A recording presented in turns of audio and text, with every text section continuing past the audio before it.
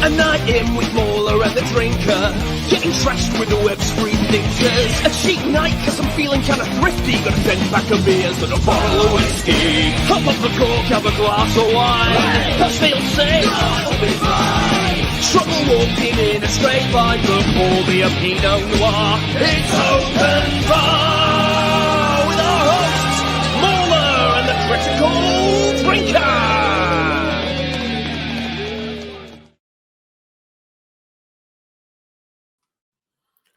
Old MacDonald had a farm, I-O-I-O-E. Hi, MauLer, how's it going? Oh, you're on mute for some reason. You're still on mute. God damn it. Buttons, how do they work? I don't know. Yeah, here we are. Welcome, everybody, to Open Bar 170. We're up into the 70s now, and it's good to be here. I feel good. I feel ready for a new decade. What about you? Nah. Let's go back. Nah. All right, let's go back. Well, let's go back to the 50s, I think. It sounded better back then. Yeah, when I say go back, I don't mean 2025. No. I don't think anyone wants to go back there. Least of all Hollywood. But yeah, man, we've, we are here. What have we got tonight? We got a night of disappointment, bitterness, and horror. Which is pretty much on par with every open bar, I would say. Changing it up, I see. All right. Yeah, it's pretty much standard procedure here. But welcome everyone for this. It's good to have you all back in chat. Nice to see everyone here. And we will try and get to your super chats as and when they come in. But for the meantime, shall I hit you with some pointless facts? Because we're not going to have many more of these, so we should make the most of them while they last. And I'm going to keep this one short tonight because I want to get right into our panel events and stuff. But anyway, here's some things. Here's some pointless information for you for 1970.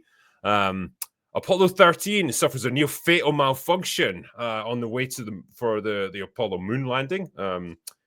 Obviously, we saw the movie, so it's okay. Tom Hanks was there to save the day. So, everything turned out fine in the end. I'm not sure. At this point, I'm not entirely sure I'd want to be stuck inside a space capsule with Tom Hanks, but we'll see. Yeah.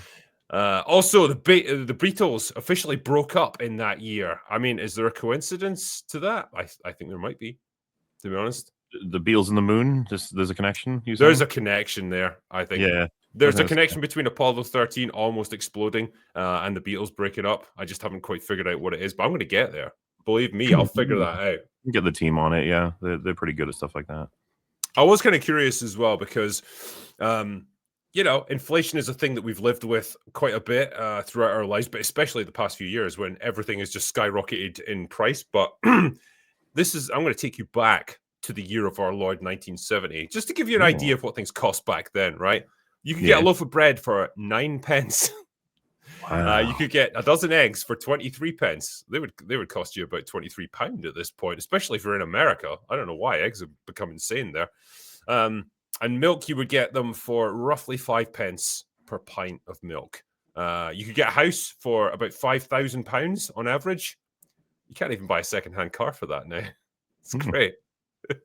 A cinema ticket, you would get that for about 90 pence in 1970. These days it'll cost you about £20. So that is pretty brutal. And you're getting way less bang for your buck. Yes. Beer was about £1 a bottle. Again, sign me up.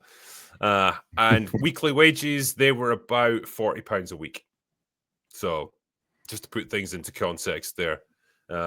The big movies of the year the biggest one of the year was Love Story from Paramount. That was $50 million that made, which is pretty respectable, I would say, for the day. Airport, which kicked off the all-star disaster movie, which would, culminate in the likes of the Towering Inferno and stuff. But Airport was really the first.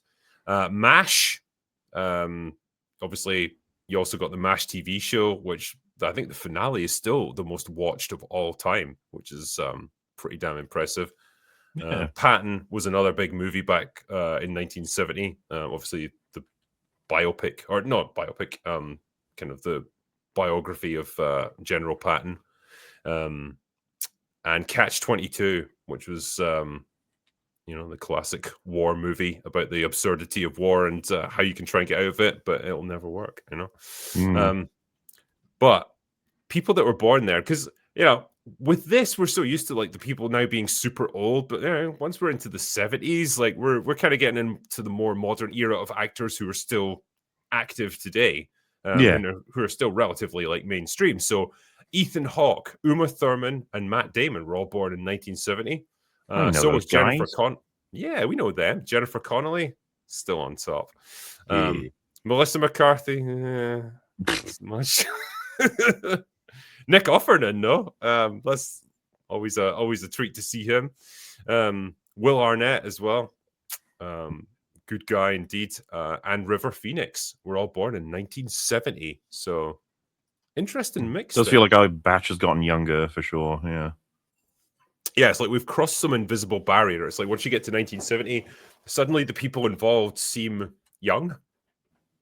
Even like when we were in 69, it was 69. They just seemed so much older and like they belonged to a different generation. But yeah. Anyway, that's enough pointless facts. Should we assemble our bar? I think we should. Chat, should we assemble our bar? I'm not going to wait for your response because it takes like 20 seconds. So I'm just going to do it. Welcome everyone to D-Day Cobra, Reaper, and Metal Commander. It's always good gentlemen here. You're on. You're live. You have to say and do stuff now. Oh God, I hate that. No. How you guys doing? You all recovered from New Year, ready to start 2026? You super New Year, excited? new me. New Year, new me. I'm ready. Kinda. I mean, I'm not even home yet, so we'll see how that goes. Yeah. You've got a couple of weeks of detoxing ahead of you, I think. I still got 1 week off before I have to go back to work, so I'll hopefully be fine soon. Yeah, that's enough to get past the shakes and the vomiting and stuff. Yeah. Shitting yourself. I mean, I can vomit on a plane. That's fine. They're fine with that kind of thing. They don't mind. If it's EasyJet, they practically encourage it. Yeah, exactly. I mean, got to use those bags at some point. Yeah. Yeah, well, it's good to have you gentlemen here. I do want to talk to you soon about the Doomsday trailers, Conformity Gate, but I know you guys, there was just one thing I just wanted to laugh at, because I know you guys are not Star Trek fans, so I'm not going to delve into it too deeply, but you may be aware that Starfleet Academy is like a new TV show that they've got coming out. Oh, yeah. So they brought out the trailer for this a couple of days ago, and it's wild. It came out through Paramount Plus and the Star Trek official YouTube channels. They have like a combined viewer base of close to 2 million. You know how many views it's had? 57,000. Oh, wow. Every time I see Star Trek, it's just like I can't believe how bad it's gotten. It is just when you think it can't get any worse, they make it significantly worse. It's really impressive, to be fair. Yeah, it's really impressive. But I mean, to have released a trailer for a mainstream TV show in the Star Trek franchise and have it hit that after 2 days, 57,000 views. I have a video actually in my back catalog of Lara, my dog, right? And it's just her and some racing footage of her like during her racing days because she's a greyhound. Cut into it. That has 87,000 views. That has more views than a Star Trek TV show. When is this way supposed better to launch? storyline, better character. When How is this did it supposed come to come to out? this? When is this supposed to About a release? week. Yeah, it's almost here. Wow. So we're that close and they still have no excitement whatsoever. They don't even have people excited to hate it. That's when you know it's bad. When people aren't even excited to hate something. There was an interview with one of the writers who said, we're going to be hated because that's a rite of passage. And it's it's not. It's everyone hates you because you suck. Yeah. Yeah. Good Lord. I'm not playing the music or anything because, wow, Paramount love the copyright strike here. But it's, if you want to see what a dead brand looks like, if this is like the heat death of a brand, this is what it is. When they release trailers for things and there's like no engagement with it whatsoever. And like you can always tell when it's bad, like when the top comment on a video is, I can't believe they left the comments open on this one, or it was super brave to leave the comments open. That's what it is here. Like, what is it? Yeah, I'm surprised the comment section is still on. Who is still watching Star Trek at this point? I mean, who? Like Who are- enthusiastically, because watching it with like genuine Unironically. interest. With genuine interest. What the fuck was that? Klingon? That's our badass Klingons. He's got makeup on. It's like someone's trying to punch a fist through his forehead, and it's almost out. Yeah, It's just not quite there. Like he's about to have an erection, and it's gonna pop through. Like a giant cock's just gonna pop. Oh, it's so silly. Yeah, it's just fuck. Like Yeah. It the looks villain like is the all Hunger Presented Games. without comment. It looks like the Hunger Games or some shit like that. Like it's doesn't even resemble Star Trek in any capacity. Well, in the realms of cinematography and stuff, let's talk about framing for a second, right? Consider the people who are framed within this shot. Yeah. In the center, like consider their ethnicity. We've got black woman to the left, a black woman to the right, another black woman. Top right, black woman. Top left, either a pregnant woman or a guy who's let himself go big time. Like, Good Lord. it's interesting, it's all conscious decisions that they make. Yeah. I can't, again, I don't want to play the audio for this, but what they have done is they have spliced in audio and voices from previous movies, previous TV shows and stuff, like old clips of like Kirk and Spock and I think Cisco and other characters to leech off whatever residual popularity they have. They've got no connection to any of this. But that's got to be like a dying strategy because they used all that up in Discovery, and then Picard was like the very last vestige of nostalgia anyone had. Mm-hmm. Yep, and it's gone now. And you see exactly what happens when you try to exploit it beyond its time. There's nothing left. There's no engagement with the trailers. What the hell is fuck? this? What are they wearing? This is like the shitty Avengers. This is awful. Why are her eyebrows like painted on? Yeah, I think she's an alien.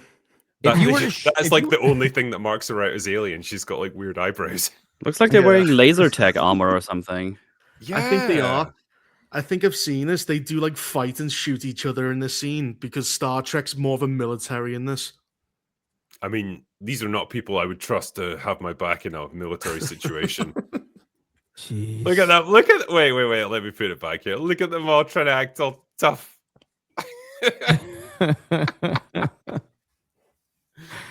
I think that probably sums it up best, actually. We have no idea. That's it. That should be the tagline for the entire series, for the entire brand at this point, for what they're doing.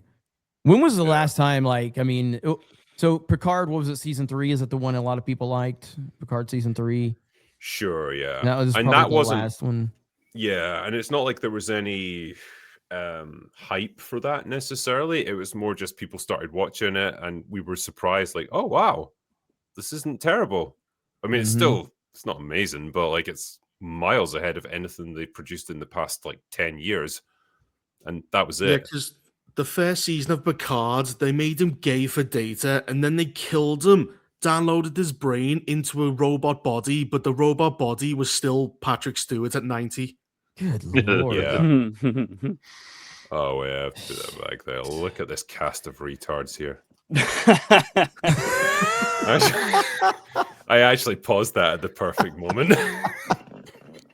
There's something about a Klingon having like the cross legs going on that just I don't know. Yeah. That's doesn't really gel. I don't even watch a lot of Star Trek, but it's like No. mm. I mean, it's the idea of a Klingon even like hanging out with these normal people, and I use the word normal pretty like loosely here, but like, just he's doing everyday tasks. Like he's a Klingon, like he's bred for war and killing and conquest. And they have to rein that in constantly. Like he wouldn't. These people are going to have to deal with intelligent space anomalies that they have to try and think the way around of, or deal with very morally complex issues. Like, do you kill one person to save 1,000? Can you imagine any of these people making any sort of intelligent or moral choice? Nope. Not even a me. bit. It's the same song and dance though. When identity and agendas are at the forefront, everything else is going to suffer, and this is right here on Front Street. Here, all they care about is identity politics with this. That's Yeah. all this is about.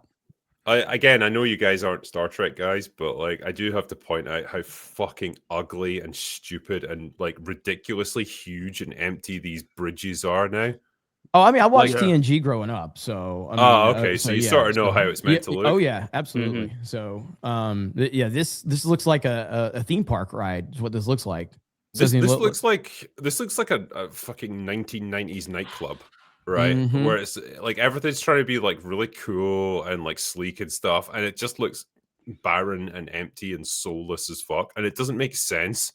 Like, why is everyone so far apart from each other? Like, Awful. it's like you want to trying look scream cool. your orders. Yeah. It's like, Fire! or like put it in write it on a piece of paper and like wrap it in a rock and fucking throw it at someone like to get them to hear you. I suppose it gives them an excuse to yell, and that's what they do a lot, right? To make it feel more intense. It's like, oh my god, everything's so action packed. Yeah, look at all the passion from them as they're screaming. That's Also, it gives them an excuse to run round because that's what happens in JJ Trek. Everyone was just running everywhere when you could just send a message. Yeah, well, you have to run everywhere now because everything's so fucking massive. Like, there it's there. Yeah, I'm trying to catch that clip there. Yeah, why is it so huge? Why is it so empty? Awful. Yeah, like Starfleet was supposed to be like pseudo-military, but more exploration. That's why they have like friendly kind of designs. They have kids on board. People take their families on. They're not really supposed to be like proper military. Yeah, well, the early seasons of TNG had guys in skirts. Like, I think they realized they'd gone a little bit far, even for that, and they had to walk that one back. I wonder what type of budgets they're putting into something like this, because it can't be an ROI. It can't have any type of return on their investment. No, the type of money they're putting in and the lack of interest that it is. Because it won't be a cheap show to make. Like, obviously, there's a shit ton of special effects, like the battles with the ships and stuff. Like, the sets are obviously super expensive. As crap as they look, like they put a lot of money into it. Yeah, like you say, I don't know where the return on investment comes from with stuff like this. It's baffling. That guy, Robert Picardo, again, they lured him back with a hefty paycheck because he was well known for doing Star Trek Voyager, but that was like 25, 30 years ago. Well, this is where the theory comes in that there's funding coming from other places that's not from the direct product, that there's other companies that are funding these types of things so that they can continue to push, as you say, Drinker, the message. And so that's where the funding comes from, because there's no way that you're just going to get an ROI based on the interest that's out there versus the money they're putting into this without some other type of investments going on.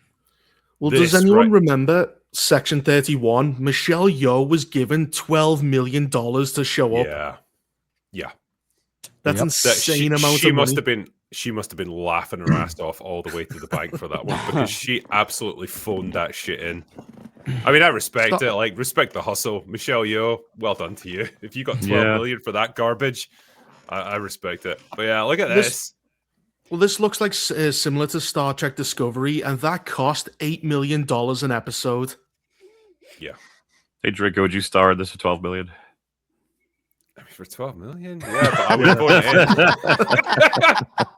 in. Thing is, right, let's put this into context. If I was to do such a thing, I would have to then leave the internet and never return. The difference is that these people would show up because Drinker's in it to watch it. So, we would just be looking for the clues of how much you hated doing it. Like, yeah, it's like I'm sitting there like I would be making hate videos on Drinker the day he took that paycheck. I would expect nothing less. The critical traitor. Yeah. The critical grifter. It'd be funny if like there's a black woman and you're going, Michelle, you're our only hope. I would insist though that I get to bring like my dogs on as like props or something. Like, you know how Blofeld has got like the cat that he spins around in his chair with? I would have like a fucking gigantic greyhound just sitting there on my lap. Like, it's like, I'm not doing this scene without it. But yeah, this is the thing that pissed me off, is like that they're using guys like Kirk here to try and sell it. It's like, yeah, remember him? Remember when Star Trek was actually good? Well, this is part of it. It's part of that legacy. Nah, every other IP is doing it, so why not? it's like how, I don't know, some cancerous boil on your anus is like part of you technically, but like you don't want it to be. Like that's what this show is. So Cancer. Yeah, pretty much. Well, the main villain is Paul Giamatti. yes, he is. Yeah, look at that. It's Oh, I want to watch nostalgia these baiting. last 5 seconds. I remember all again. those. That's from other things. Yeah. Remember these guys? Look at them. Look at them go. It is funny having Worf in this one when you saw this other guy before. Yeah. Anyway, that's it. Look at that. Starfleet Academy. The Get fuck ready, is that everyone. fucking spaceship. What was that? Like weird. I don't know. Let me show you again. Hold on. What was it? Oh, you don't No, have no, to. back a bit more. It just look weird. Oh, that does look weird, actually. Why is it? I think it was like a weird shot where it looked stretched out. Yeah, it's Yeah. like the saucer is in front. Mhm. Yeah. Ooh, that's ugly. Like I mean, it's everything got- else in the show. Pretty much, yeah. Pretty much. Anyway, I'm sorry I had to subject you guys to that. Let's get the hell away from it. I've Apology seen wor- accepted. I've seen worse. It's fine. Yeah. But I Now, I know now you we guys. can talk about Disney, Star Wars, or Conformity Let's- Gate. let's- so, yeah, yeah. So it's such a shift. Such a shift. Onwards and upwards, everyone. Yeah, I know, yes. Find good something times. good. So, on that subject of Disney Star Wars, yeah, you guys were theoretically Star Wars fans at some point, but possibly not anymore. But you'll be excited to know that according to the latest rumors from Puck News, that Kathleen Kennedy is stepping down. She's retiring. Finally. For the 10th time in the past few years. This one's an interesting one because they are suggesting that she's going to be replaced not just by Dave Filoni, which everyone knew was going to happen because he's de facto in charge of Lucasfilm anyway. From a Who else is creative going to point of take the job as well? view. Yeah, but he's also got Lynwyn Brennan, and I'm sorry, MauLer, as a Welshman, that if I might have mispronounced her name there, but that's my I understanding. thought you were going of to say I'm sorry, like that I'm responsible for it, and I was about to apologize. Well, that Yeah. too, yeah. I mean, I'm sorry she exists and that you're part of the same species as her, you Welsh people. Allegedly. Yeah, so, okay, this is the latest rumor that Filoni's going to be taking over the creative side of things and Brennan's going to be handling the business and financial side of things. So, are you guys super excited to see a Dave Filoni Star Wars universe that's entirely in his purview? We're already No. seeing it. It's called Yeah, the we've already- Acolyte. we've everything we've seen from Disney Star Wars in the last several years is basically Dave Filoni's Star Wars. So nothing will change except for our thumbnails and titles. I mean, that's really it. Like, we just won't put Kathleen Kennedy in the thumbnails anymore, but it's the same exact thing that we've been seeing for the last several years. Literally nothing changes. It's just going to be more of the same garbage. So that's where I'm at on it. I just don't care about Star Wars, just like none of you. Like, it's over. They had an opportunity years ago, but the reality of it is much like a recent rumored episode, it was never going to happen. So they were never going to fire Kathleen Kennedy. It was Careful, never going to Jeremy. happen. I'm told that that's still going to happen.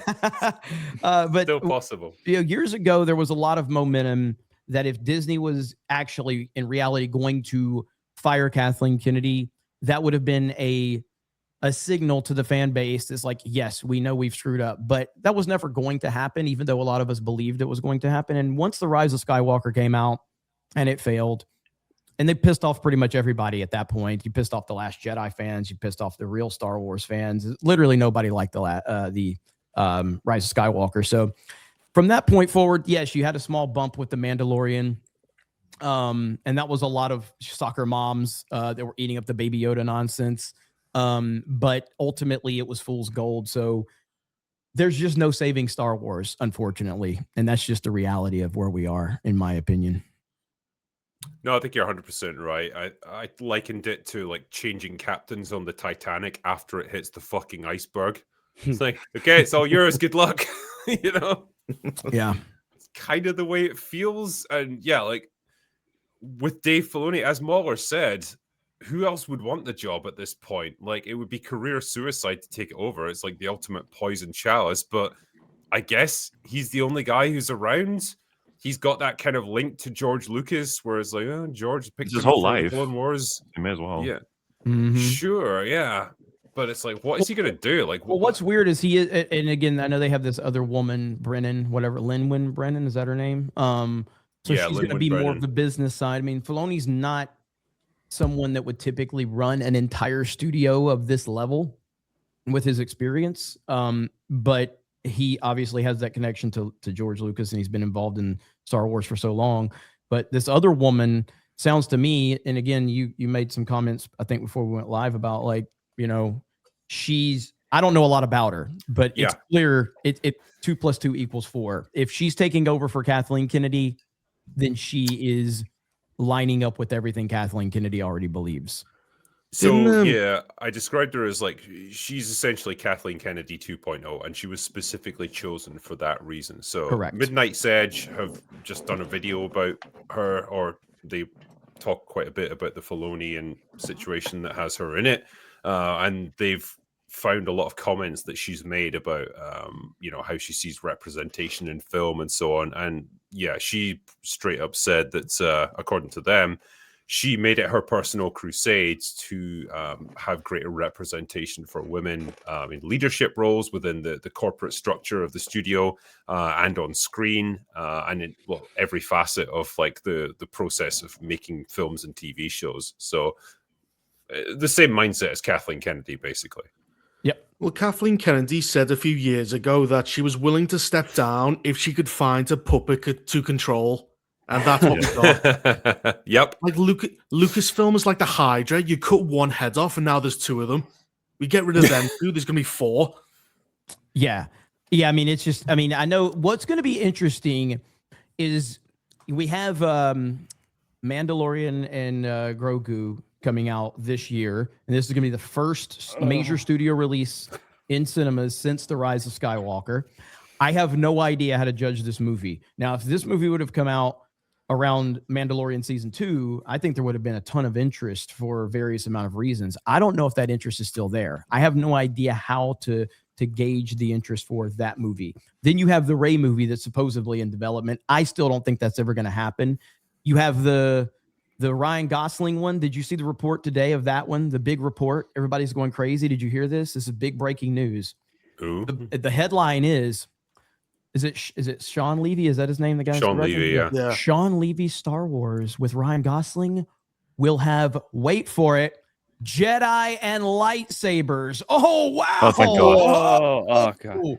That's was the headline. Oh wow! It's funny. I found a quote about it from James Gunn where he said it's a space adventure. It's a bit like Guardians of the Galaxy.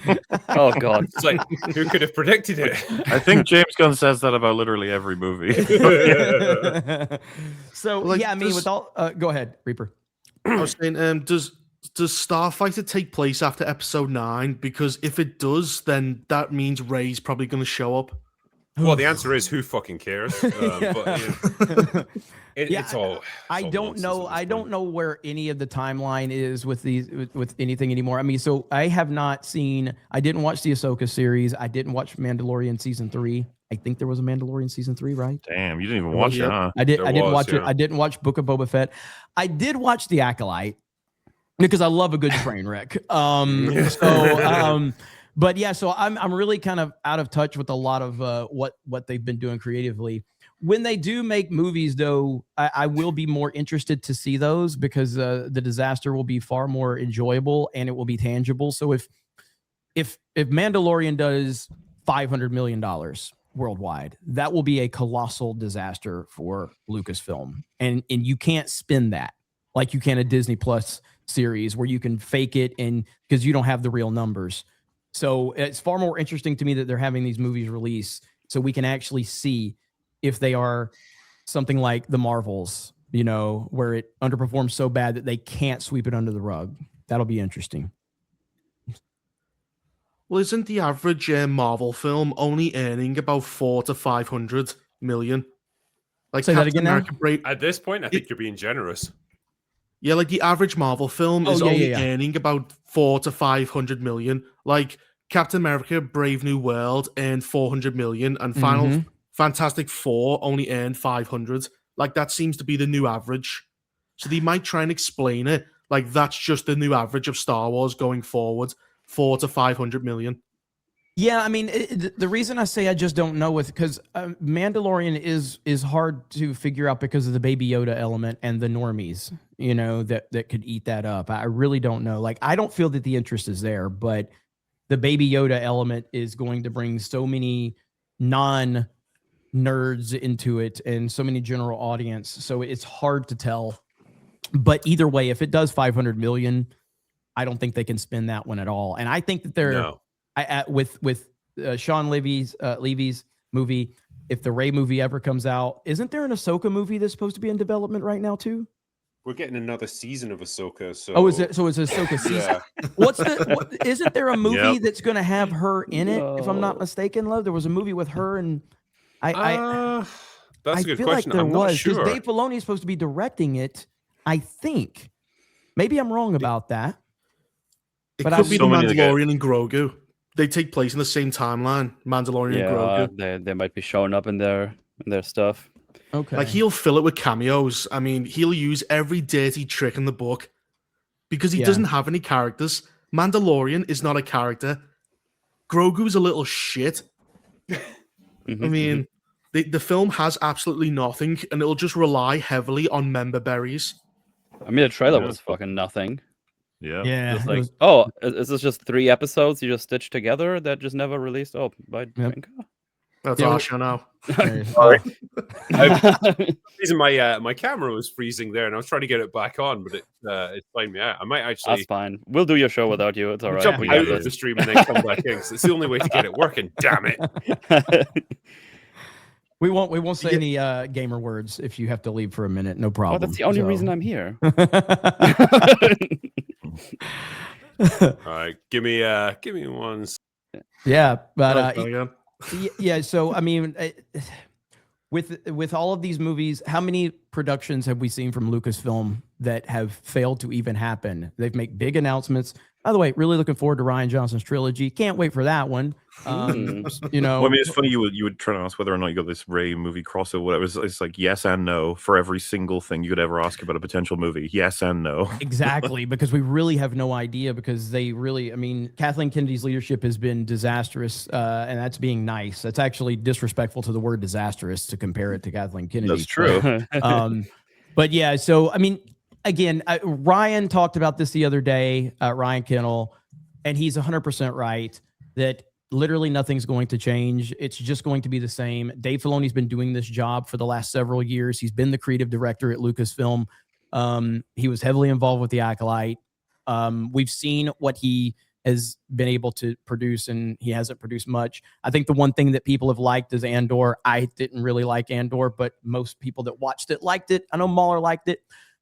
He wasn't involved in that, though, from what I understand. Is that correct? No, MauLer? I was not involved in the creation of Andor. No. Filoni wasn't involved with Andor. No, yeah, because there's that rumored thing that went around of they were asking in regards to Filoni getting more power. Is he the Andor guy? And the response was no. He's the Ahsoka guy. That's Gilroy, right? Yeah. Because you know whether or not Andor, you could talk forever about how Andor's a bad idea to like pursue for the face of Star Wars or whatever, but everyone knows that it got more critical acclaim than basically anything they've put out. So oh, you guys like this? Oh, can we do anything with that? It's like no. It's I mean, it's frustrating as well. Like the show that got the most critical acclaim is also the one that got the least attention. Yeah, I think between that and Skeleton Crew, they're the least watched of the Star Wars TV shows. And ironically, they're probably both the best in their own little way. You know, it's an absolute disaster. You were saying that, like, you know, maybe it's advisable at the end of season 2 that they release a Mandalorian and Grogu movie. I just would have thought it's unconscionable to have a streaming show movie finale or season or whatever for something like Star Wars. But then that's where we are. That's the panic. That's the confusion. That's as we talked before in Open Bar about how, like, if you're in that room, it's like, so what else do we do? It's like, can't be Obi-Wan. No one liked that. Can't be Boba Fett. No one liked that. It can't be Rey in the sequel trilogy. Shit. No one's liking that. It's like the most valuable prospect we have is this fucking dude with no personality and a baby from a TV show. And And what's if the adventures? Like, I don't know. He goes in his ship and he The goes thing somewhere. is, like, you know, the TV shows are so insulated from like the general population that I feel like if you were to release, say, an Obi-Wan Kenobi movie and just ignore the continuity of the TV show or downplay it, you'd probably have a better shot than The Mandalorian. I feel like there's still more recognition of him than there is fucking Mando. Yeah. Because who cares like- about that? Well, if Yeah, you like look, you have to watch season 2, then you have to watch an episode of the Book of Boba Fett where they get reunited, and then you have to watch season 3 to just understand where the fuck the movie begins. ugh. Well, what's hilarious as well is like they asked Favreau like about this, and he said, "Oh yeah, we're still doing like season 4 of The Mandalorian. This is just like a side story. This movie that cost like $250 million. Oh, it's just a little side story. Like, We'll see about that. How's it come to this? Season 3 was a side story. It was barely about Mando anyway. He's done his thing, and now he's just hanging It around. was about the There new wasn't Mandalorian. He's just there chilling. 2 episodes that didn't even have him in there? Yeah, Yeah. Well, if you go Like, what are we back, doing? that Oh, was wait. a backdoor pilot for Book of Boba Fett, wasn't it? No, I think we get that. Isn't that you're doing that backwards? It was Oh, the other sorry. way Yeah, around. sorry. Yeah, we got it mixed up. Yeah. Oh, Book of Boba see, Fett didn't have Boba Fett for 2 episodes because they were Mandalorians Good back Lord. pilot. oh, okay, yeah, that way. Good Yeah, Lord. yeah. No, but if you go back Whatever. to like 20, I want to say it was like 2017, 2018. You know, Disney, Bob Iger, they had announced that their goal was to have a Star Wars movie every single year for the foreseeable future. That was their goal. And that just shows you how quickly everything fell apart after Last Jedi and Rise of Skywalker, because there were things that were in production when he said that. There were tons of things that were in production, and we've seen none of them. They have all been canceled. It's incredible how far this franchise has fallen and how much uncertainty they have moving forward. And it does seem like Filoni and this Brennan person, from a public standpoint, are taking over a sinking ship, essentially, is what they're doing. And there's not like your sports analogy for half the chat to hate on me, but for the sports analogy is it's like bringing a new GM into a football team, but then telling him he can't change any fucking thing. Yeah. You know, it's like, because they've essentially said, we don't want a new vision. We want the same vision that we've always had, so that we can send the Queen, Kathleen Kennedy, off into the sunset as the legend that she is.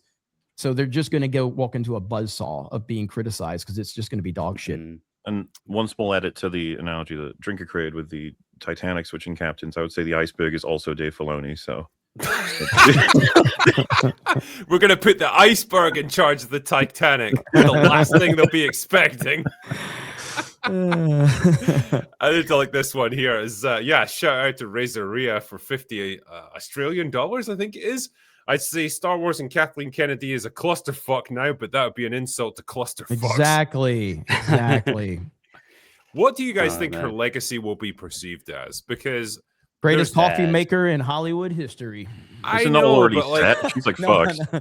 this is like I don't know, like, because I would 100% agree with the idea that she's given way too much credit for the movies that she produced earlier in her career. When you're working with like Steven Spielberg and George Lucas and stuff, you're just kind of a facilitator. You're not like a driving force creatively behind these movies at all. But anyway, like, will she be recognized for her like accomplishments throughout the 80s and 90s and 2000s? And will that outweigh all the Sadly- fuck ups of Star Wars? Sadly, I believe that that's how the general narrative will be about her. Fans won't view her that way, but the general narrative will be in a celebration sense of her. Because listen, I didn't know who the fuck Kathleen Kennedy was until she took over for Luke, when she took over for George. But suddenly, like, because when I went to see Jurassic Park back in the 90s, I didn't go see Jurassic Park because it was produced by Kathleen fucking Kennedy. No other human being went to see a movie because it was produced by Kathleen Kennedy in the history of existence. That never happened. Could you imagine family back in the 80s and 90s going, "Hey kids, let's go to the movies and watch this new Kathleen Kennedy produced film"? No one ever said that. So when she got elevated by George, suddenly, you know, I think she got a lot of goodwill because of her resume. And then she quickly showed you that her resume meant absolutely nothing, because she had nothing to do with these creative projects that she gets credit for. But that's how Hollywood's going to remember her, unfortunately, in my opinion. Yeah, because it kind of assumes that the producer is like literally the person responsible for the movie existing. And it's like, well, most of the time, no, it's not. Like someone else came up with the script, someone else is directing it. Obviously, you've got the actors who are performing in it. The producer is there to be a project manager for it. They facilitate things. They make all the arrangements. They get all the logistics of the actual movie in place so that it can be shot. That's fine. Like I'm not going to say that that's not a job that requires a lot of dedication and a degree of like improvisation and stuff. It's fine, but your skills as a producer don't then translate over to like being the creative head of a major studio. That is a completely different skill set. And I think that's ultimately where the faith in her was wildly misplaced. The faith that George had in her, the faith that the Lucasfilm had in her and Disney had in her, and the wider movie industry had in her. Like that, being able to set like creative goals and like set the direction for an entire new trilogy of movies, a new direction for the whole franchise of Star Wars, that takes actual imagination and creativity, and clearly she doesn't have that. She's a project manager. She should have stuck to being a producer. Well, George Lucas massively underestimated how ambitious she was. Like, he thought she was a simple coffee maker, but deep down, she was a jealous, ambitious little planning, scheming little bitch who wanted to be as big as Steven Spielberg and George Lucas. I mean, hey mate, you've got to respect the fucking long game if that's the case. It's like, hey, I had to suck dick and kiss ass for like the 80s and 90s and 2000s, but after 30 years, I'm there. Like, wow. Well, Dave Filoni's done the same thing. Dave Filoni's been like the heir apparent to George Lucas, and now that he's in charge, he's retroactively retconned all of his work. He's invented like time travel and shit. These people, this is what talentless people do. They latch onto talent like a parasite. And when they see their moment, they try and leap ahead, but they don't have talent. They didn't get there. They're parasites. Yeah, I mean, the Kennedy thing is, it's really difficult to kind of understand it, but like the only way you can judge her past as a producer is to look and see what she's done as, the head of Lucasfilm. And I think that her job as president of Lucasfilm has proved that her career as a producer, she had literally nothing to do with those films, because if she had something to do with all of these all-time great movies that she's attached to, then she wouldn't have easily ruined the most important IP in movie history in such a quick, turnaround. Because if you look back on 2015 when The Force Awakens came out, all the excitement, you had prequel fans, original trilogy fans, a new generation of fans, all kind of blending together for this movie that made $2 billion. And it nearly made $1 billion domestically. And you had all the momentum in the world. And suddenly, 2 films later, it's dead. It's irrelevant. It's crazy. It's absolutely insane how quickly that happened. But that's where we are. Marvel took at least 5 years to kill off properly. And, easily 6, 7, 8 movies to do. Star Wars did it in 2. Well, that's I mean, because if you go back to the Avengers, the first Avengers movie, I remember seeing that in theaters, and I remember, man, this is never going, the hype for something like this, we won't see this again. Like, they've peaked, and that's not actually true, because Infinity War and Endgame were massive. They were bigger than the first Avengers movie, whereas The Rise of Skywalker lost 50% of the audience that The Force Awakens had. It's incredible. I think you mentioned, Jeremy, the interview with Mark Hamill and The Rock. Yes. And he's talking about how 10 years later he's still angry that he never got to be in the room with Harrison Ford and Carrie Fisher. Mm-hmm. Yep. I'll see if I can bring it up here. Actually, yeah. Well, if you can't, the answer to that question that JJ told him was that it's not his movie anymore. It's not Luke's story anymore. It's not Luke's story anymore. Well, let's see if we got it here. Actor who you've never worked with would you most like to work with? And we're going to stipulate it cannot be somebody at this table.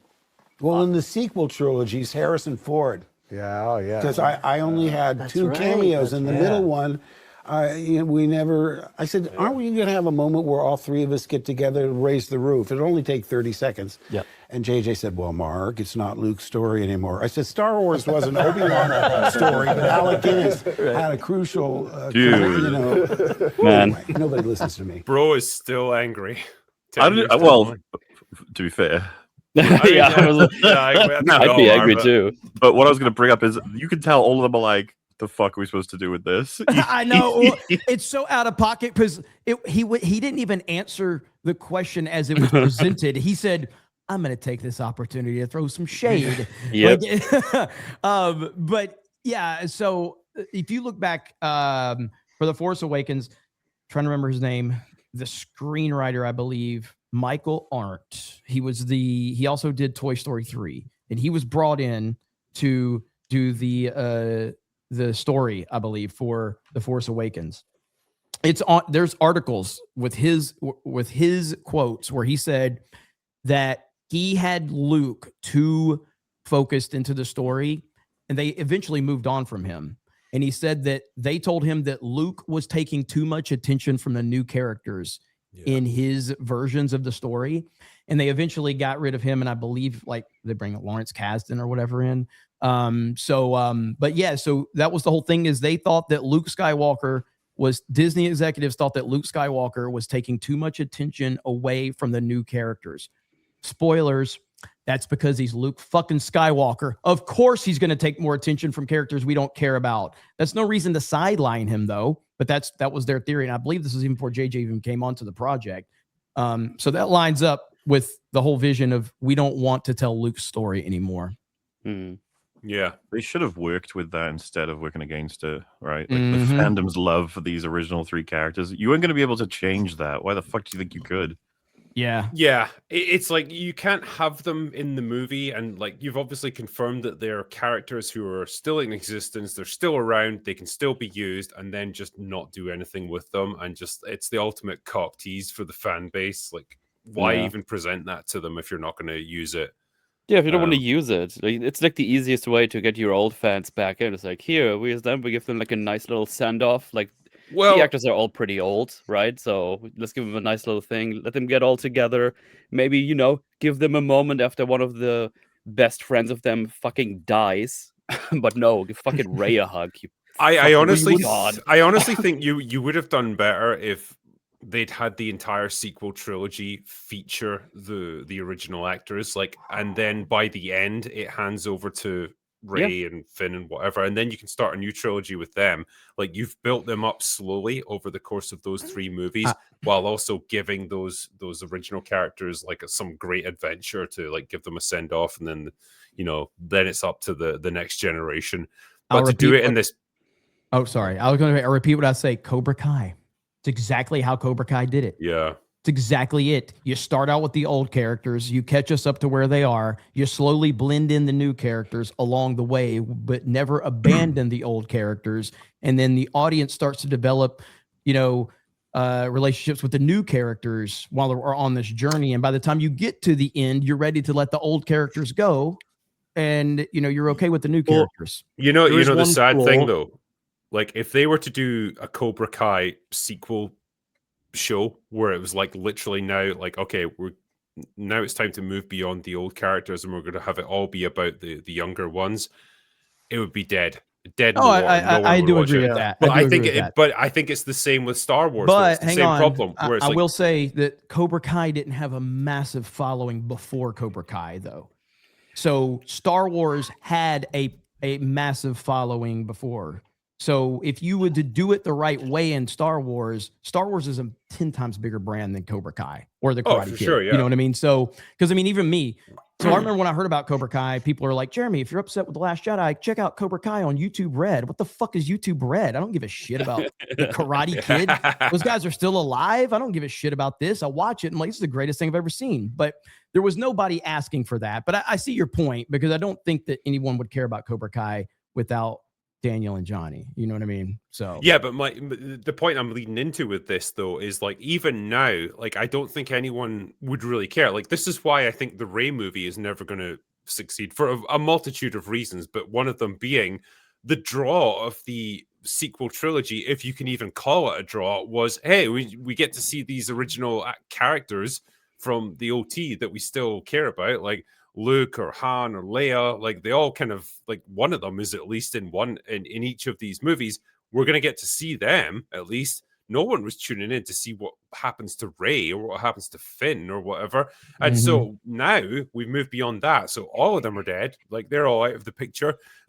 All we've got is these new characters. There is no draw because those characters are not characters. They are just power fantasies. They're like author self-insertions or whatever. There's no draw to them. They are not interesting people. And so you've lost even that. And so the sequel trilogy purported to be like this continuation of the story for a new generation. It was entirely built on nostalgia for the original Star Wars movies. That's all it was. There's no enthusiasm for any of these new characters. It was a classic bait and switch. They got you in with something you wanted and twisted it to something you didn't. But you're telling me you don't want to see a sequel of Finn going Rey for the 90th time? Yeah. And even with, like, taking the example of Cobra Kai, the way they got people's attention initially was that little Karate Kid fan base that still remembers and still has like a fondness for the original movie, because it was a big hit back in the day. There's still people out there. They watched it because they were going to get that nostalgia hit with Johnny, and what the fuck is this guy doing like 30 years later? Well, they got the answer. They built on it, obviously, and they built on it very successfully, but that was what it was predicated on. It was still that nostalgia for the past. Yeah. But yeah, Star Wars is like they appeal to like an intuitive argument of, it's time to pass the torch. You're like, why? Well, because it's time. You're like, why? They're a bit old now. It's not going to be their story. Why? Well, because they've gotten on. It's time for a new batch. A new crop. And it's like, why? And then of course, like, you're going to apply all this logic to the next trilogy. It's time for Rey to pass the baton. Time for old Rey to give it to the next tier. It's like, no, you guys are going to try and prop her up again and again and again until it's just. Well, it's like, it's this, as you say, it's like this horrible idea that, like, when you get beyond a certain age, you can't do anything interesting anymore, and you're not an interesting person. And it's like, no, if anything, you are more interesting as you get older because you've got like a lifetime of experiences, baggage, like all these things that have happened to you that gradually build up the layers of an interesting personality. You're a much more interesting character as you get older. But it's like, it's this ridiculous idea in Hollywood that, like, well, we have to get rid of the past in order to build a better future. But like, what you're building is dog shit, and no one wants it. I really hope we get the Rey movie, though. I really do hope we get a Rey movie. Yeah, I want to see it. Please let us have a Rey movie. That will be glorious. Do you know, like, when it comes to April, I think it's going to be 3 years since it was announced. 3 years and not a single lick of progress. We should be getting the sequel to Rey movie already by now. It feels like this new thing in media just keeps happening. Like, it doesn't matter. It's like movies, shows, or video games. Like, this video game, this movie, this show is happening. Then 5 years later, here's a PDF file that shows you the logo. See you in 5 years. It's like, okay, dude, that fucking. I mean, that we're used to format this. has been ruined. Yeah.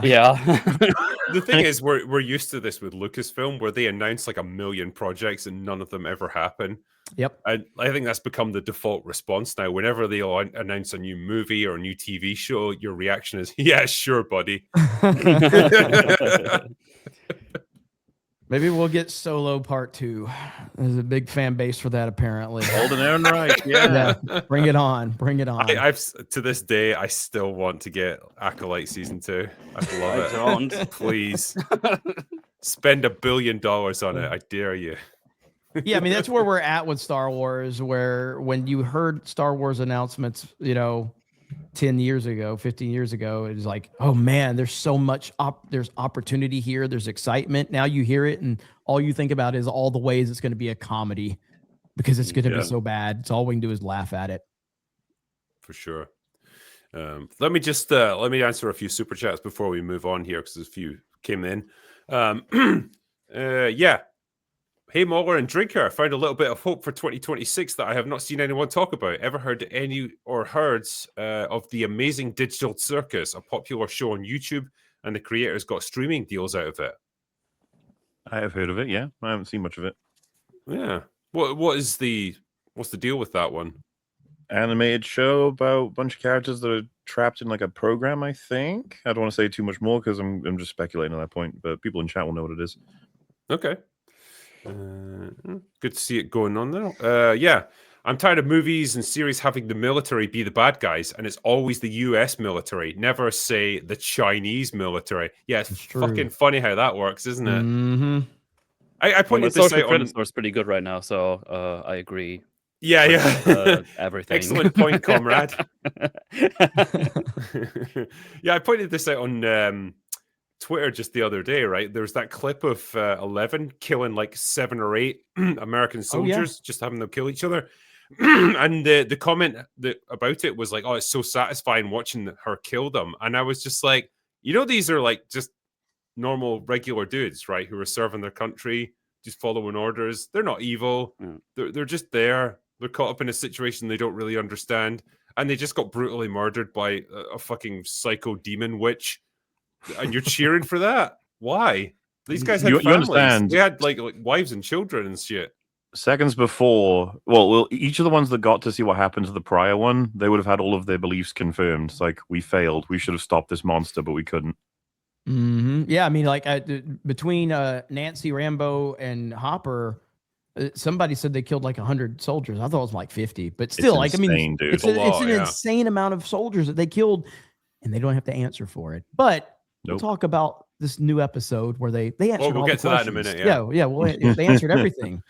I just wanted to go on record as well. I 100% support the Earth military in the Avatar movies. I want them to fucking crush and annihilate the Na'vi. Dude, especially with the new theories. The 4th and 5th movie will be about Jake Sully bringing like a tentacle of Awa to Earth. He'd be like, no, keep that parasite away. Like, Jesus. He's going to tail rape the entire human population. Yep. They must be stopped by any means necessary. Tactically nuke them from orbit. Clone 1 million Quaritches. Yeah. Told a friend I thought the armor in Nolan's Odyssey looked historically inaccurate, and he was like, well, the Cyclops is historically inaccurate, so why do you care? Oh, that's me. That's me. People just don't get it. That's me. I was told Troy was historically accurate. That's a fucking awesome movie. But all the history bros said it's historically inaccurate. It's like, it's awesome. I don't care.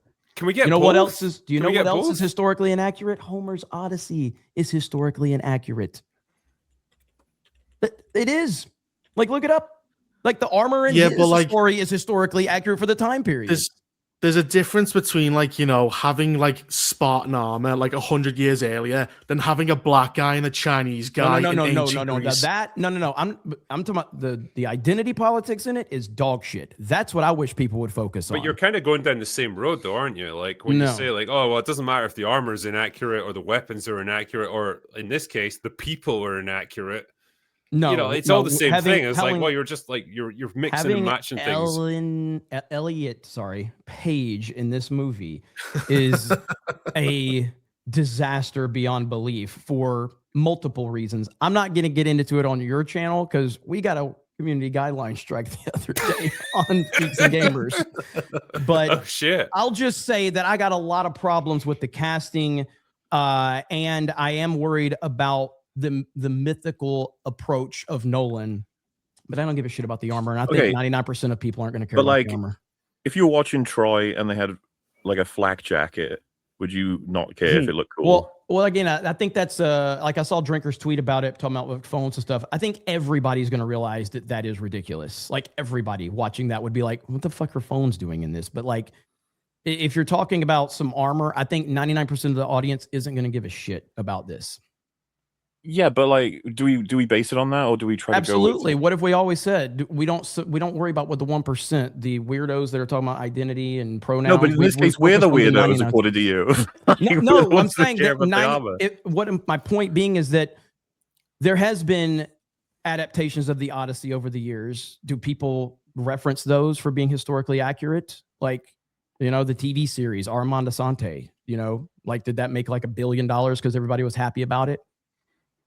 I mean, also, if 99% of people say a fucking thing is awesome when it's terrible, i.e. Endgame, I don't really care. I'll still call it shit. I liked Endgame, but I think Endgame has problems. My point being is that I think there's a lot of problems with the Odyssey. I don't think that something about armor is going to be what can make or break this movie. I think identity politics and casting and Nolan's approach to keep everything realistic as hell, those things can ruin this movie. I don't think. But I think those are systemic. Like the cast, like Zendaya as Athena is also horrible. Like, but that also plays into the armor. Like, we don't care about the casting, we don't care about the armor, we don't care about these things. It kind of shows like a level of the lack of care in the movie. Like, he'll focus more on it being an all in IMAX. Like, he seems to be focused on the things that are wrong. I think it's more just the armor is just telling people that he's not really interested in trying to depict the Odyssey more faithfully. He's more interested in, you know, as you said, showing realistic, like them rowing on a real boat, for instance. Yeah, I think the historically accurate armor looks retarded, and I think most people would agree with that would go see this movie, is the historically accurate armor looks stupid. It just does look stupid. And we've seen the comparisons. It looks really stupid. I think because it tends to depend on the kind of tone you want to set for your movie. Like we all watched like 300, for example, right? Mm-hmm. We didn't go into that expecting a historically accurate retelling of the Battle of Thermopylae, right? Because that's the expectation that had been set. We expected like just awesome looking battle scenes and stylized. Stuff. And, hyper stylized, hyper over the top and stuff. That's kind of what you get. But with the Christopher Nolan movie like this, he generally markets himself on his grounding in scientific or historical reality, in fact, in well-researched historical details. And I think stuff like this just kind of undermines that idea, which is I don't know if I agree with that. His entire Batman trilogy, which I love, is completely not accurate to Batman mythology at all. Not even close. Yeah, but then like he's, you know, you're like he changed a lot. But he's working for something that's not real. It's complete fiction. But like he tried to ground Batman in reality to a degree. Same with Interstellar. Interstellar, he tried to make that as scientifically accurate as possible, like time dilation through a black hole. Like he had scientists working on the movie. Yeah. Again, it's part of groundedness, and I think if the armor was the only thing, and you didn't have Zendaya, and you didn't have all these like terrible Elliot Page casting, I don't think people would care that much. But it's one of a few other issues that are part of the movie. Yeah, I mean, again, I think that the casting is a disaster, and I that's what I've focused on. That's my biggest issue, is the casting, and like I said, I don't know, like with Troy, we don't see the gods, you know, we hear him referenced or whatever. I wonder if Nolan's going to go that approach or not. We know she's Zendaya, and she's Athena. Yeah, she is Athena, isn't she? I thought was it that Lupita Nyong'o? She plays Helen of Troy, the most beautiful woman ever that caused the war. Is that confirmed? Yeah. Helen? Because there was rumors that she was going to be Calypso. Oh. Okay. So I didn't hear that. Sure. Yeah, again, I do know you're correct about Zendaya being confirmed, but I don't think Helen has been confirmed yet. Either way, it ain't looking good for our options for who's going to be Helen based on the casting. It ain't looking good. I'm gonna see, dude. What if Elliot Page is Helen? But as Elliot, because they haven't actually disclosed her role yet. I'm talking about Elliot Page. I'm gonna stop. Yeah. I'm gonna stop. But you're right though. Literally everything I want to say is gonna get Drinkers Channel in trouble. Go ahead, Reaper.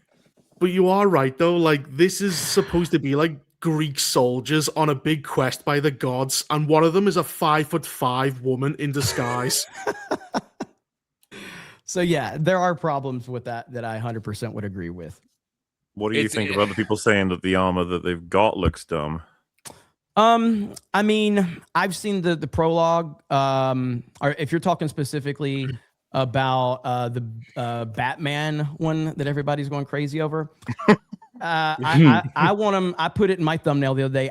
Because somebody made a meme of the Bane mask on him, and I want him to go full Bane mask on it. So, yeah, I mean, I don't know. Agamemnon, like, did people go crazy over him in Troy? Yes, they didn't like how he looked in Troy. I remember the complaints. They didn't like that Brad Pitt was cast in Troy.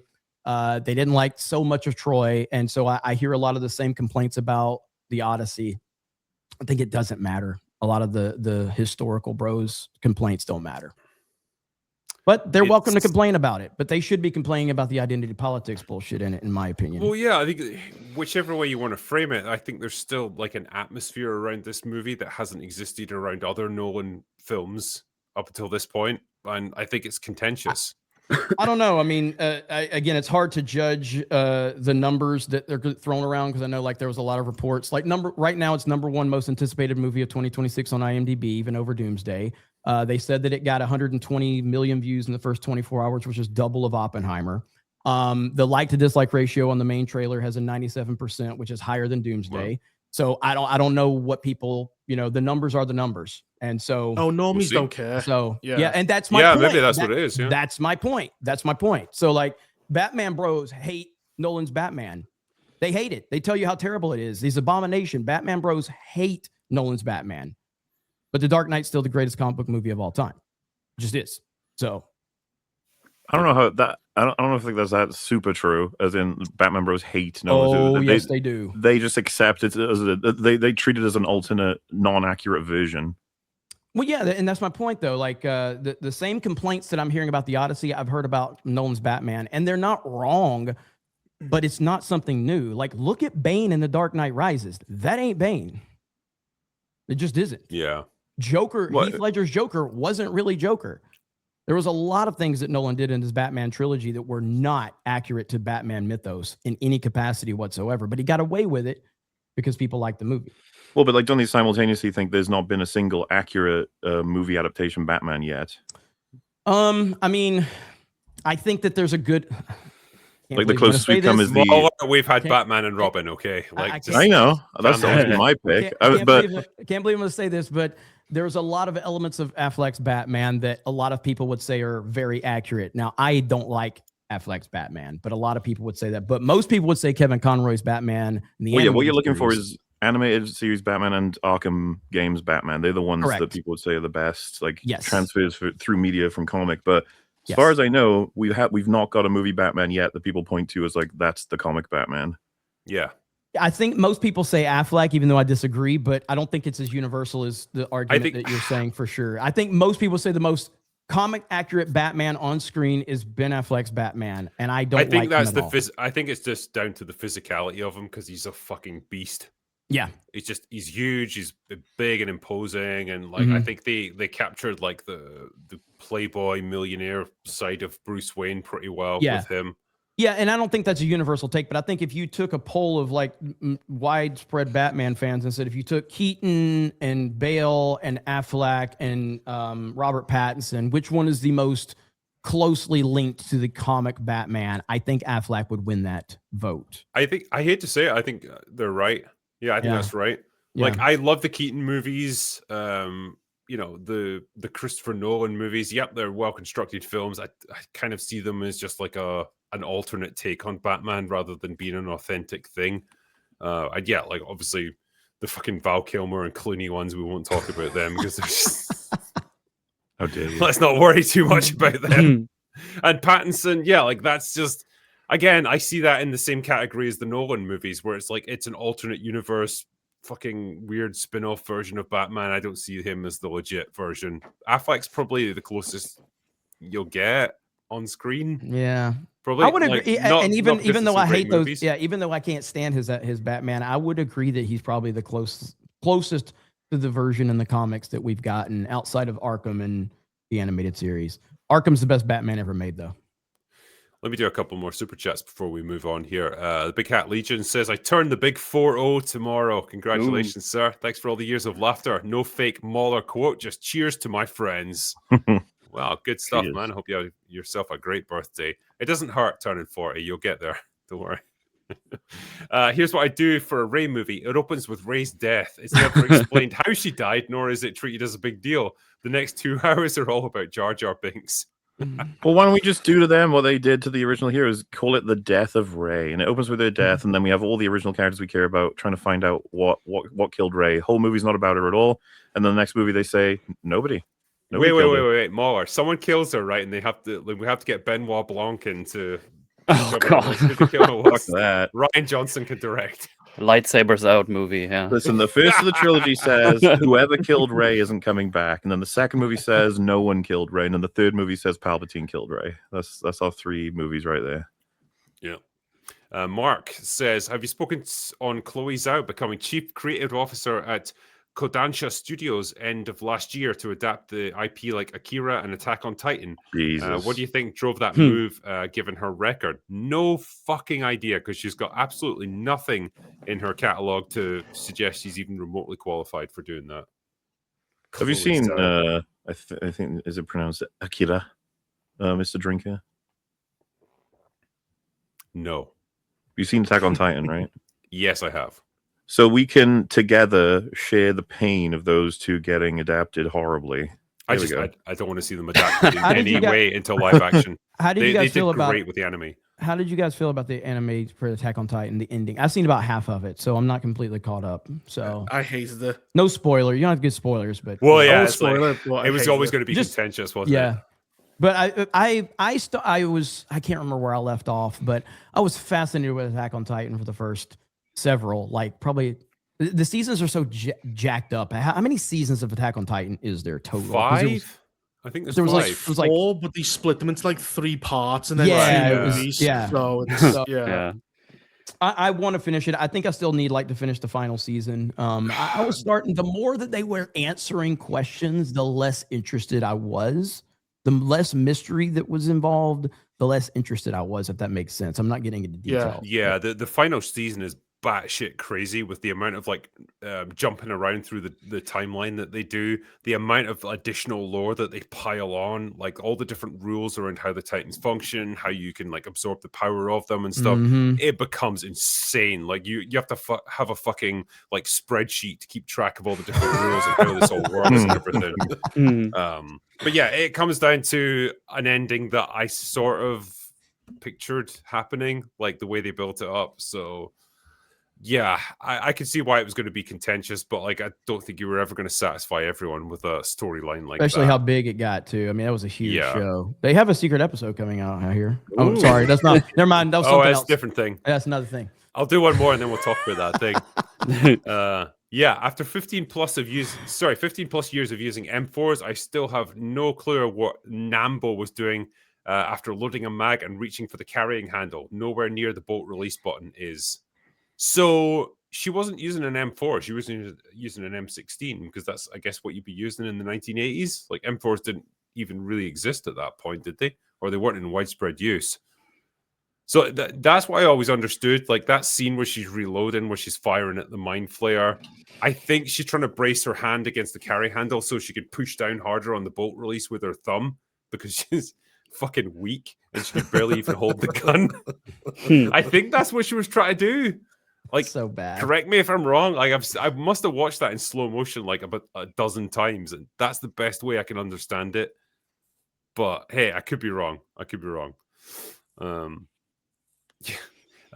you go. A practical unit of measure for female beauty is the Millie Helen. Enough beauty to launch one ship. Yeah. Yeah, my disinterest in the Odyssey has nothing to do with the armor and everything to do with Matt Damon's inability to appear any other way than lost or confused in every movie I've seen him in. Damn. They're going to send a squad of people out to bring Matt Damon home in this movie. Not my first choice for Odysseus, but I like Matt Damon. Definitely not my first choice. Probably not even my 5th choice, but it is kind of funny how the Odyssey, the main guy's arc is to go around the world and fight all monsters. His wife's arc is to not be a whore. It's a tough one for women, okay, Reaper? She sits at home in the palace. He's a king. He sits at home all day in the palace. She does all, and he's fighting Cyclops. Bro, we all have our demons, okay? We gotta deal with them in our own way. Here's a question. How would you guys handle being a new dad who wants to show their kids old movies? I don't want to be a curmudgeonly old dad, but I have strong opinions about modern films versus older films. I mean, it's easy, right? Because most of the films that we get now are still based on old franchises. So just show them the originals. Like, hey, kid, you're super excited for Predator Badlands? Well, how about I show you the original first so you know where it's coming from? Then you finish it and you're like, we don't even need to watch Predator Badlands. Well, then he'll watch Predator Badlands and you're like, what is this weak gay shit? Get it out of my precious father. Then you just lay your hand on his shoulder and go, that's right, son. Yeah, I mean, my approach as a parent is to just not try and do things that will make my daughter rebel against me, but try to educate in the most, kind of less aggressive way possible. Because the more you force your kids, you try to force them to do something, they're going to try to do the opposite at a young age. So, I would just say be very methodical with that, because you don't want them to rebel, because that's always a problem. Better to understand the thing rather than make it forbidden. Correct. As a thing, because I'll tell you, when I was younger, any movie that was forbidden, I was like, ooh, why? Ooh. Yes, absolutely. So, yeah, but like, if it's good, people will watch it. Like, I watched RoboCop, even though I wasn't even alive until years after it came out. Like, that's a film before I was born, and I watched it because if it's good, people will watch it. Kids will enjoy it. But I know, I wonder how many of them even like have the motivation to look up these older films. Like, they're probably vaguely aware, like, oh yeah, there was like this movie called fucking Alien back in the day, or there was like the original Terminator from 1984. But like, how many of them now will actually even bother to look it up and actually watch it? I don't know that many will. That's the sad thing. We've almost progressed beyond that point where they even care anymore. They will be too busy watching iShow Speed streams and all of that. I mean, that's literally what younger kids are watching these days, is streamers. So it's movies are not something that they're not going to mean to the new generation what they meant to previous generations because of the internet. That's the sad reality of where we are. Well, your family is what introduced you to the stuff you liked. Like, I wouldn't have watched, again, RoboCop when I'm 4, but I watched it because my brothers put it on. And it's the same thing with everyone else. It's like we all are introduced into our show. We're all introduced into these franchises when we're young. That's why they're popular. That's why they stay alive. And the problem is, as Jeremy said, everyone's just online on YouTube now. YouTube takes up most of young boys, especially. That's all they watch. But I think there is still like a generational removal from all that stuff. Like, in the same way that, I don't know, we wouldn't like make it a point of like, oh, can't wait to rewatch fucking Casablanca or Citizen Kane or something. Like, okay, super well-regarded movies, but it's like they mean nothing to us because they belong to a different generation where, these movies, these franchises that kicked off in the 70s and 80s, they're still close enough to us, like culturally, that like they still mean a lot to us. You know what I mean? Like, I just don't think there's that same link, and that link is going more and more tenuous with like with each year that passes. And that's you understand what you're saying? But on one hand, like, I was interested in pursuing stuff like Casablanca myself, just to see, classics further and further back and everything. But on the other hand, like, we're separated by generations somewhat here, right? As Reaper was just saying, I would have been watching Predator, more than just ages. Alien, for example, like ages after it was first released. And Alien is probably my first pick for a movie that I don't even tell that it's old, if you know what I mean. When I'm watching, it's like, what a fucking glorious looking movie. Yeah. To the point where it looks a lot better than a lot of shit that comes out today. And I think, this is no shade to Citizen Kane and Casablanca because they age beautifully as well. But Alien, especially with a somewhat youngin', like someone who maybe is on the cusp of being able to see it, but still under its age rating, could probably watch that and be convinced it's a fucking amazing new horror movie. Maybe. But that is true, though, because you and I think we're born in the 90s. Yeah. Like all the 80s films is only 10 years away. I think Drinker was quite right. Like if you're growing up now, you have to watch something 30 years ago for something like that, like with that legacy, something that's like that good, that will last, like, you know, because Predator Badlands, you grow up, that's your first Predator movie, you don't care. Oh God. You have to watch something from Jeez. 1980 to 1970 No, I'm sad. for it to be good. I mean, to have any attachment to the franchise. Yeah, They're not making new franchises besides like Marvel. Yeah, and the sad reality is most kids are being raised on TikTok and YouTube Shorts, and they don't have the attention span to sit down for more than 30 minutes at this point anyway. But surely to that's watch like anything. that's something that can be fixed by how you're raised, right? Like somewhat. To some extent, but it's really difficult because again, I don't really like talking about my personal life or family and stuff, but like, yeah, I mean, I went through struggles with my daughter about, like, you know, I didn't want her to have a cell phone until she turned 30.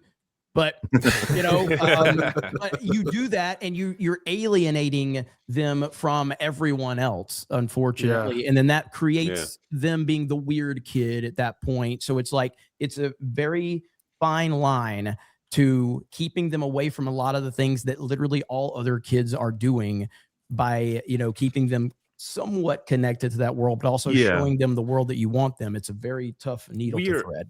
We're probably not a great barometer for this either, because each of us here on this panel are obviously like fans of movies, and like probably to a greater extent I don't like than movies. No. They ruined that But for like, me a long time ago. to a greater extent than your average person is. You know what I mean? It's like, so okay, we've got a passion for like films, and we would show our kids you know, these older movies, these classics and stuff, because we feel like it's an important aspect of, you know, getting an appreciation for cinema as an art form. That's a great thing to do. But like, maybe the average person wouldn't be so bothered, and it's like, let their kids just watch whatever they're interested in as they develop their own taste, because who cares? Like, it's not their job to lecture them on that stuff. And so, you know, maybe we're a bit biased in that regard.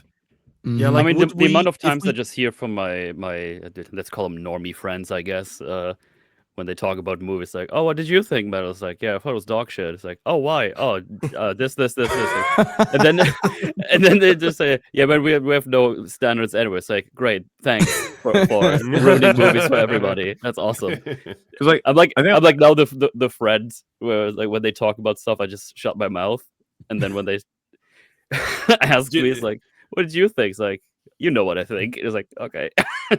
Are you just sitting like listening to their retarded opinions? Like, yeah, okay, that's great. Yeah, tell me more.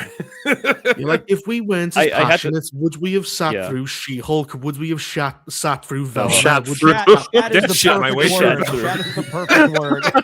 But if we didn't have any passion for movies, we would not have sat through all these dog shit franchises. Like, I think, as Jeremy said, he's looking forward to a new Rey movie because it would be terrible. Fuck yeah.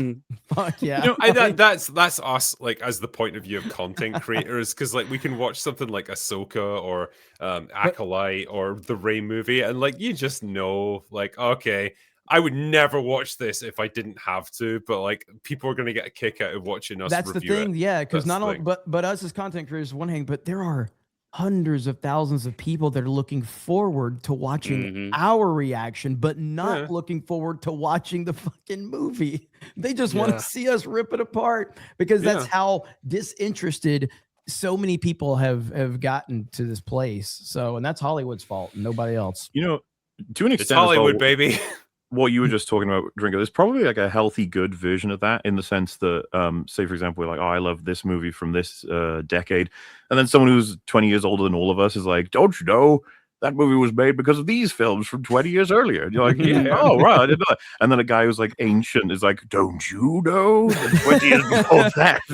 You know, and it goes back and back and back. But everything does move on. Of course it does. And that's okay. And that's good, blah, blah, blah. But we've hit an unprecedented amount of pause on culture, and that it almost feels like that better process is almost being replaced by a worse version of it, which is that the attention spans and the lack of new stuff and the chinning.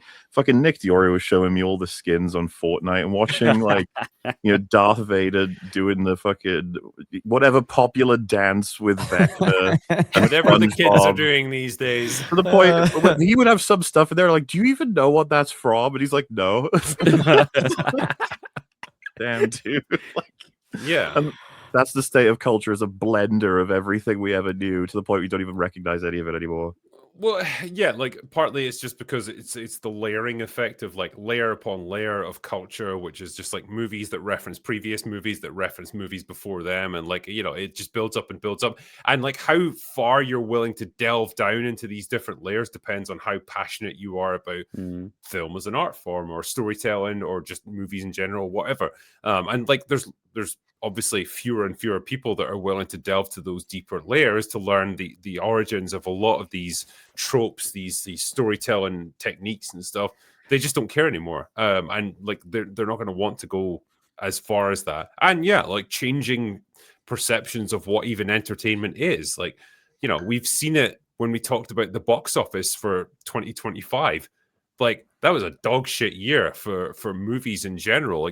Returns were down across the board. People were going to the movies less. And it's not just because the movies were shit, because they definitely were, but people just are less and less inclined to make the effort to go to movie theaters and go see things. They would rather just, hey, I'll stream it a couple of weeks later, or I'll just fucking watch crap on my phone in the meantime. Doesn't matter. There's infinitely more options now at this top layer of whatever we call culture now, the pond scum that's floating on top, than there is in those deeper layers. And there's just less and less incentive to delve down and get the older, arguably better stuff. It is interesting because you kind of live in a hyper reality, as you said. People are quoting things that they don't even remember the source, like Miss Marvel in the second film where she says, "Oh, Captain, my Captain." She has no fucking idea what that's from. No, dude, and most of the audience probably don't now, which sucks. They're like, "What is that?" Oh, I think it's a quote from some old movie. Yeah. Yep, this is it. This is cultural end times. We're fucked. It's pretty cool.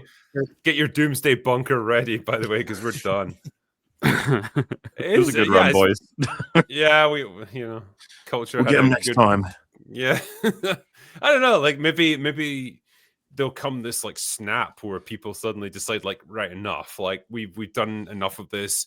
We've done enough of streaming. We've done enough of fucking TikTok. We need to walk away from this, because I think people do reach that kind of cultural saturation point, whether it is with entertainment, whether it is with social media. I don't know, but you can only take so much input of all these different from all these different sources at one time before it just overwhelms you. I don't think we're built to cope with that amount of stuff on a day-to-day basis. I don't know, maybe people will eventually just walk away from it. Go outside, you mean? Maybe. Touch that green stuff that you see in your garden? Maybe. The doctors warned me about that. Yeah. Anyway, that's enough. Going outside's not safe. You go inside, TV's awful. You go outside, you get stabbed. So it's where'd you go? Just in London. Okay. Outside of that, it's usually okay. Anyway, let's move on from this. Hey, should we laugh at some retards that thought that Stranger Things was a lot smarter than it really was? Talking about it. We're going to review episode 9, right? Yeah, come on. Let's talk about Conformity Gate. Womp, womp, womp. So that all turned out to be a big old nothing burger, huh? Was it tasty? Don't think so. Spoken by someone who wasn't given early access to the episode. Yeah. Well, me and Jeremy have seen it. I've seen it. It's pretty everything. I mean, it answered every question. Everything was accounted for. We found out where the Demogorgons were and the Demo dogs. It's all been answered. Vecna put even actually, there was a few scenes. I don't know if you saw the deleted scene that they decided to actually put in this version, Jeremy. They actually said whose Ray's parents actually were. Oh my god! Really? They even revealed what was in the Pulp Fiction briefcase. They actually showed that as well. So it's literally just the thing that answers every outstanding question from pop culture. They tell us how my brain just malfunctioned. I fucked it up. Just go ahead. I'll edit it out later, Metal. It's okay. Yeah. We're not live. Metal. No, that was a good representation of the Duffer Brothers writing season 5. Right there. My brain malfunctioned. Never mind. Fucked it up. We joke right about this, but like, how demoralizing for the Duffer Brothers to watch this like conspiracy theory take hold of and inflame the entire internet. Yes, this is it. We figured it out. The Duffer Brothers are not incompetent, hapless retards. They actually have this super secret, amazing final episode that's going to answer all the questions, that's going to undo all the plot inconsistencies and all the stuff they forgot about.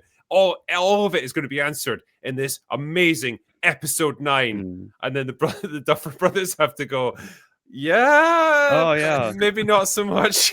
I will say, go ahead, MauLer. Have you guys not considered a bit of a noticeable, like, the whole internet has had a major uptick in caring about plot consistency with this one? Mm-hmm. Like, because they cared about it. No one's cared about Avatar, but you know. Well, yeah, I was going to say, it's just like other stuff doesn't get this kind of scrutiny, but it totally deserves it, including, by the way, past Stranger Things seasons. Yeah. I mean, look, this reminds me a lot of after I watched Batman v Superman in theaters and I said it was dog shit. I had the Snyder bots going, it's a fucking masterpiece. You don't know what you're talking about. And then suddenly they go, well, the better version's actually going to be released with the ultimate cut. Like, whoa, hold on a minute. I thought it was a masterpiece. And so I did not like this season of Stranger Things at all. I didn't like the first 4 episodes. I didn't like the second 4. I actually liked the finale the most of any season or any episode in this season, but I didn't like the season.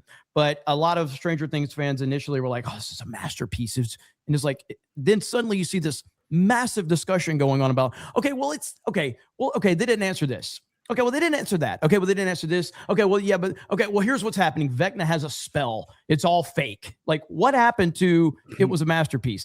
Ultimately, what this is an indictment on how bad not only this season was, but most of this series was. I thought you were about to say how bad the audience was. How bad the audience was.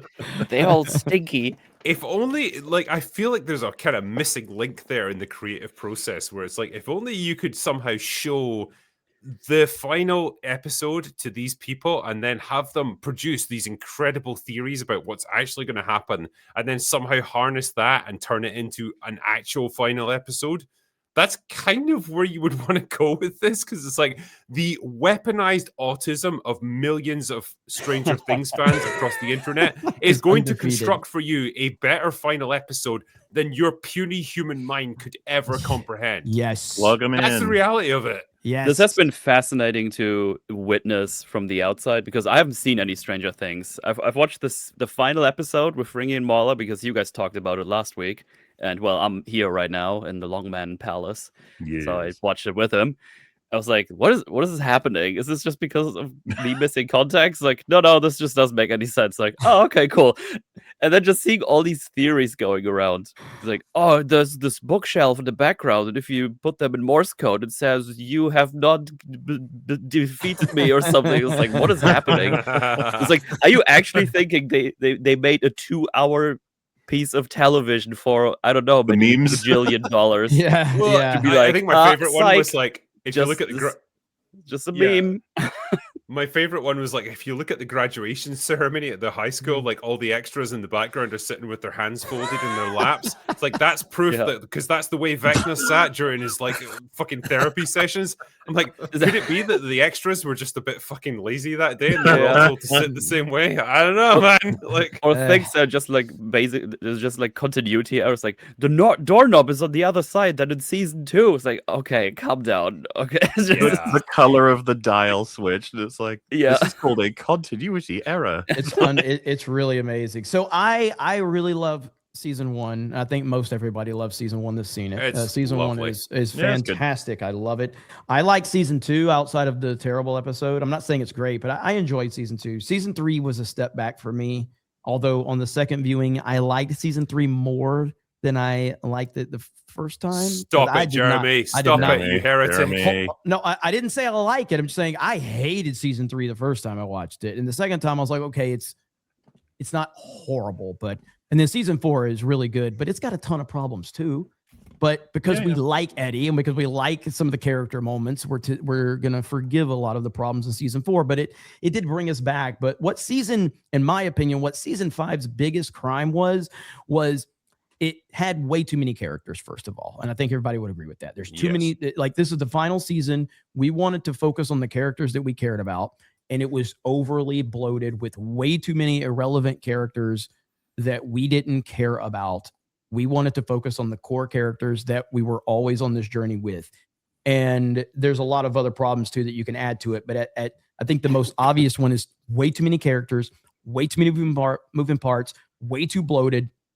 And because of that, you really don't have a good feeling about how this was all tied up, and which is what created this whole Conformity Gate thing that took over. And then apparently Netflix got crashed yesterday. Like they crashed Netflix. Again. Because of the Conformity Gate, everybody tuned into Netflix and crashed the site because that's how much interest was built over this.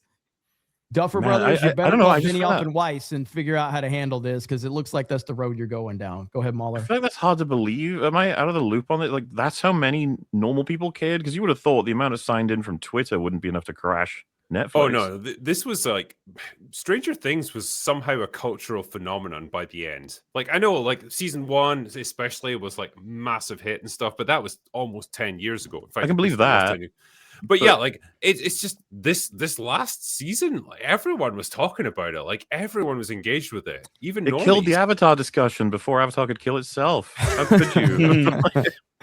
Well, no, Stranger Things is the biggest IP, I believe, the biggest Netflix IP that was created from Netflix. I think it's their biggest one. Is the Squid Game? And I mean, I think like pure numbers, but like I think if you look at like translated to merch sales and discussions, because like, you know, Squid Game peaks obviously with like interest, but no one's actually like, you know, invested in that beyond you know, the show, in my opinion. But like Stranger Things does have a cultural impact, and it was huge. I mean, you go to Target, you go to Walmart, you go everywhere, you got Stranger Things on Monday Night Raw the other night. Like it's crazy how widespread it is.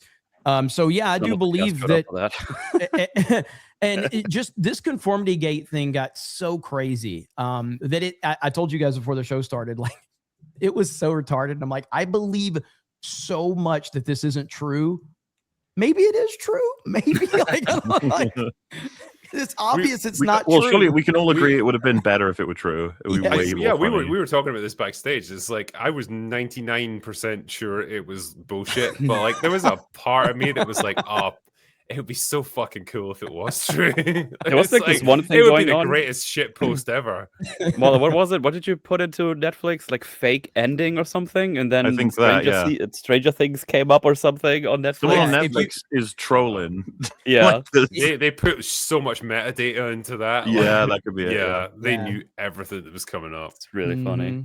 Yeah, like this one. Max graduating after 2 years of being in a coma is the most unbelievable thing. Look, she caught up, okay? You know what was really funny to see? Just watching the final episode. Like I think like halfway through the episode, I noticed like this one lady with an axe on her back. It's like, who is this? She hasn't talked like all episode. Is this like the character? It's like, oh yeah, she's been like in all the seasons. It's like, okay. Did she cut someone? Cuts the head off. The thing you have to remember about her, Metal, is like she was important in season 1, and then she's done fucking nothing since then. Her job is to just look scared and confused. Well, do you remember that they sold this show as Winona Ryder's show? Like she's coming back. Yeah, that's how the first season was marketed. It's Winona Ryder's show. I mean, she probably was the biggest name. She was the biggest name prior to it coming out. But like more than that, because I obviously yes, but more than that, it was like the story was about a mother who refuses to believe her child is dead. Right? It's not the first time this has been done, but it was the big powerhouse of the first season. I thought the group, like, you know, Will and Lucas and Dustin were like the main characters. Like Joyce was certainly a massive part of the narrative, but like it was their story, not hers. It's I mean that's the way I understood it. It's a TV show, you know. We've got, it's, you know, I'm not going to. They're a major part of it, but like so is her storyline, and it's why it's so stark when comparing the other seasons because she's got, like you said, nothing to do, whereas she's like quite gripping in the first season. She does a really good job. Yeah, it's a really Yeah, what a like shame. they make her into a kind of like figure of mockery really later on. It's like, oh, she's this like weird, quirky, out of touch middle-aged woman who doesn't even know what fucking Back to the Future is, or I think all that bullshit. Like when we were watching it, when they're in the abyss, the upside down, whatever. And they're all they've been in there for like 10 minutes or whatever, and then they're all talking, and then the camera like pans whatever, and she's also there. And I think Friggy was like, "Dog, Joyce is here." It's when they have her like working the radio, and it's like it's been disconnected and like the power is off and stuff, but she doesn't fucking know anything about it, so she just carries on. It's like, are you actually just making fun of this character? Why? Yeah. Do you guys think that this is going to hurt the Duffer Brothers' career in a similar way of what happened to Benioff and Weiss? Not to the degree that they did. Not directly. I think they're already doing the spin-off now, right? I think I read that. They're doing spin-off shows.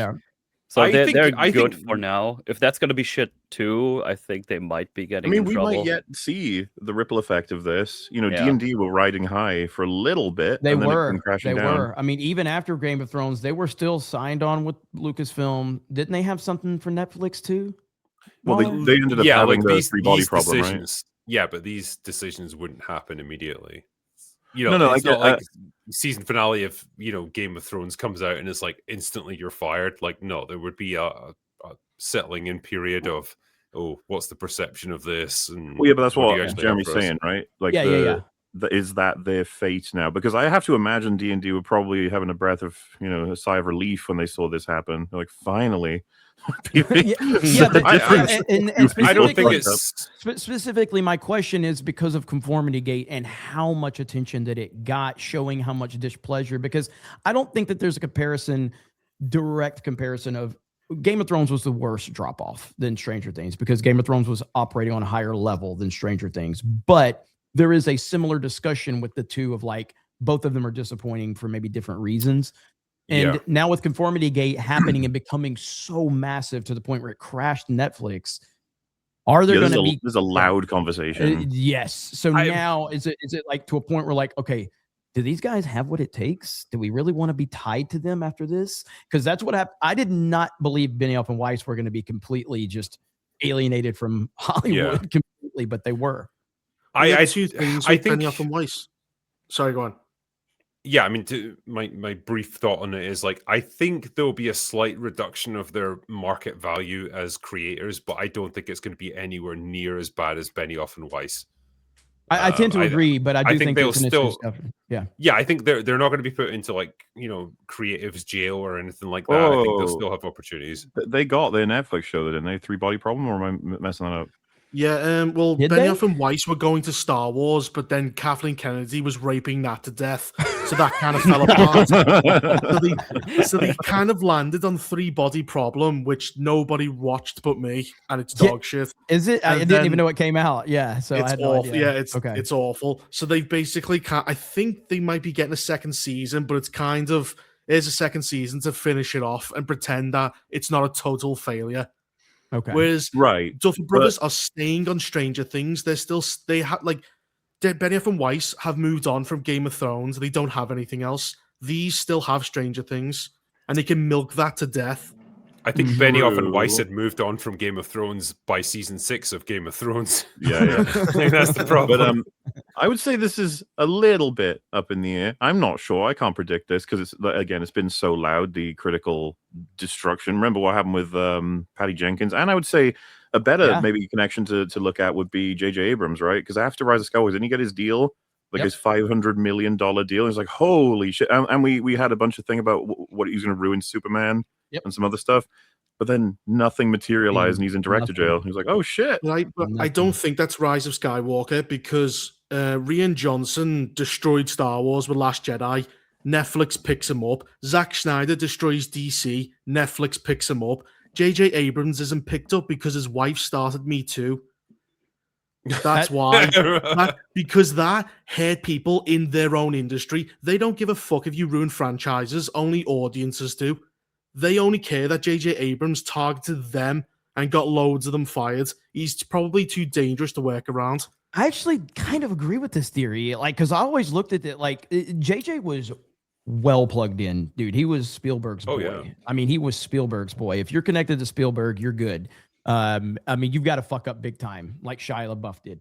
But because Spielberg loved him too. So that's a good theory, Reaper. I've never really thought about that. Because I mean, how many times people they fail upwards? Kathleen Kennedy is failed to the top. Yeah, that's it. That's very interesting. I don't know what happened with it because he did get signed on for all these DC properties and the HBO deal, and he had all this money. You know what's funny is JJ showed up to the Game Awards randomly. Really? Yeah. Yes, he was there to present this game. I can't even remember, but I'm like, JJ Abrams, what the fuck is happening right now? You know what's really funny? You check his upcoming producer credits. He's got like 20 on IMDb, all these films that are just in a graveyard. The fucking Portal movie is in there. Like, Jesus. I still think with JJ, like, I don't know, I don't have like antagonism towards him. I like a lot of his stuff. What the hell? I like you Mission don't have Impossible antagonism 3. toward J.J. Abrams? I like no, Mission let me Impossible explain. 3. Like, when I think about the things that he's fucked up, I don't think it was done through malice. It was just done through retardation. I think he's like I don't know. He's like Tim Nice but Dim from Harry Enfield, right? He was doing his best. Credit. Because he said the mystery box. Remember, he went on TED and said the mystery box is bullshit. You just it's all a mystery to bait people on. You can't ruin this many franchises. You can't be Spielberg's heir, get into such high positions, and be a retard. I think you can. Have you seen how Hollywood works? But even I think he was like Kathleen Kennedy. Put it this way, right? When he took over things like Star Trek, when he took over like Star Wars and stuff, he wanted to make great movies that were going to be on. It was going to make him the next Steven Spielberg. He wanted to be that. It's just he lacked the imagination, the creativity, the actual drive to make it happen. All he could fall back on was like surface level flashiness with action sequences and stuff, and nostalgia baiting, and just like things that were familiar to people. Just recycle it. I agree. But, sorry, go ahead. No, go ahead, Reaper. Go ahead. I was saying, I agree. I would agree, but what he did was he would make the first film of a franchise and then bail before he had to pay it off. He would do Star Trek 100%. 1 and then bail. He'd do his Star Wars 7 and then bail. That's a guy who knows he has nothing and won't stick around to hold the bag. That's not idiocy. That's malice. Well, no, it's not malice. It's just it's like a guy being a grifter, basically. Like he's taken his lack of talent and like parlaying it into. Wouldn't that be a form of malice? No, because I don't think he wants to destroy any of these franchises. Like, if I set it up so that no one could complete it would be malice. No, but it's not, because it's like anyone could fucking open the mystery box and whatever is in it is up to them. Like it's up to them but to you get punished. That. If you're the one opening it and there's no mystery, people shout at you. J.J. Abrams has took his money and fucked off. It's like a house. He's built up like a frail house, and then he's left. You've walked in and it's collapsed in on you. Yeah, you can make a better TLJ than TLJ, but you're still fucked thanks to TFA. Well, I think you could have like had, if you'd had two really good second and third movies had been really good in that trilogy, you could have built on the stuff that was left behind by TFA. I think there was something there that you could.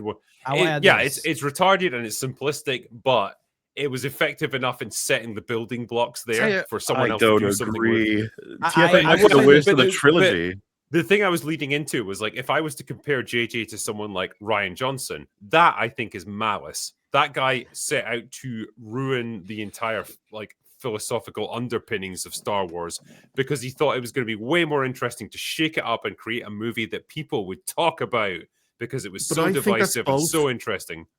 He's malice and an idiot. He's idiot and a malice because he destroyed it and he had his name on it. You don't do that. J.J. Abrams is smarter. He leaves before he gets blamed. He only made a mistake when he came back for Rise of Skywalker because he was praised everywhere for Force Awakens. Yeah, he set Rian Johnson up to fail. I mean, Rian Johnson also did it to himself, but look what he did to Han.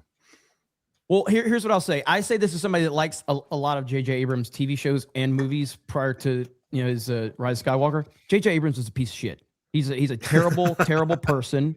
And if you go look at his bad robot letter that he wrote, his anti-white letter to his company, it was a huge problem. If Gary was here, he could probably cite the whole entire letter, but it was an anti-white letter as the company of bad robot. J.J. Abrams is not stupid. J.J. Abrams is a manipulative political piece of shit.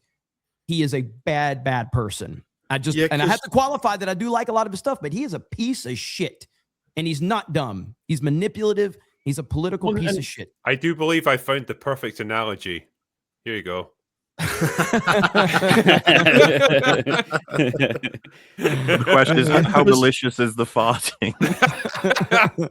Running away. You only fart with pure malice if you do it intentionally. I want you guys to suffer. Because remember, his wife schemed to get rid of the head of Warner Brothers in a Me Too scandal, and then the replacement gave them $500 million contract with no exclusive deal or anything. He could make shows anywhere else.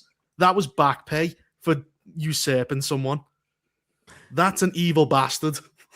He cancelled the first thing that he did in TFA, cancelled out their victory at the end of 6. It's like, that's insane.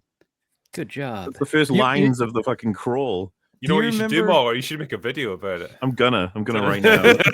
Oh my god. Do you guys remember that take video? A while. That video, it's on the Jar Jar Abrams YouTube channel. It's fantastic. But Kathleen Kennedy and JJ are sitting here on a couch talking about The Force Awakens. And the title of the video is JJ and Kathleen Kennedy believe George Lucas is dead. Yes. So they're talking. What would George do? I'm over here. Yeah, JJ's like, the question was, who is Luke Skywalker? And then Kathleen Kennedy goes, there's not a day that goes by that we don't think about what would George think about this. It's like, he gave you a fucking outline, you dumb bitch. He's not. Good Lord. He's like in the room, just like, I'm still alive. Rest in peace, John. It's like I can almost hear his voice sometimes saying I'm still alive. Fuck. let me bring this one up here. Stranger Things reminds me a lot of Mass Effect 3. The fan theories after that game's release of how it was supposed to be was vastly superior to the dumpster fire that we were actually given. Yeah. I mean, yeah, pretty true. Yeah, that was huge. Game of Thrones had that petition. What was it, like 3 million signatures to change the ending? Like, copium is a strong drug. Yeah. But I've never, because at least with, Game of Thrones or whatever, it's like, no, this is just shit. Let's just redo the entire season. It's like you're cutting ties with it altogether. This was like a whole other level where it's like, it's actually secretly genius. You just have to get that final episode. Watching people say is like, no, the Duffers would never be this retarded. It's like, oh god. There was a guy who actually read surprisingly retarded. They're only pretending to be retarded, guys. Right? Yeah. There was a guy who made like a URL or registered a URL that had like a countdown on it. And basically just tweeted like an hour later, it's like, you guys are so fucking stupid. Like, I just made that up because you're so desperate. You can trick a lot of people. Remember the Brooklyn Bridge New Year's event? Thousands of people showed up thinking there was going to be free fireworks, and then there was no fireworks. Thousands of people showed up for nothing. They counted down and went, oh, we've been tricked. Human beings are fucking hard animals. It is terrifying. Man. Look at this. Yeah. For years I said Reaper was the next big thing, and look at him now. But I've still got no way to tip this motherfucker any money. Yeah, Reaper, get your own live stream going. Then people can tip you. What are you doing? I got a Monday podcast to beast up, but that's not yours. Get your own. Get your own. Anyway, the last thing I wanted to talk to you guys about was Doomsday. Avengers Doomsday. It's coming. It's like a year away, but we're all hyped for it already. I am legitimately excited. Probably for all the wrong reasons, but I am excited. I can't wait. Reasons. Dude, I'll take Ian McKellen saying epic things as Magneto. Why not? Yeah. I'll take whatever I can. We've just got the latest trailer. It actually came out like 2 weeks ago, but we couldn't show it on YouTube because it was like, new movie theater only. You have to go and see Fire and Ass. to be able to experience it. But now it's out and you can see it. And like, I'll show you some of it here, but I guess I'll have to keep pausing it because of audio and copyright and whatever. Anyway, there's a lot of farting in there. That's true. Yeah. Actually. Death comes for us all. God, they're old. Please. No offense, bro. I think it might be coming for you quite soon. Didn't he say this is going to be his last gig, or did I? I feel like I read something like that. Last time playing the character, anyway.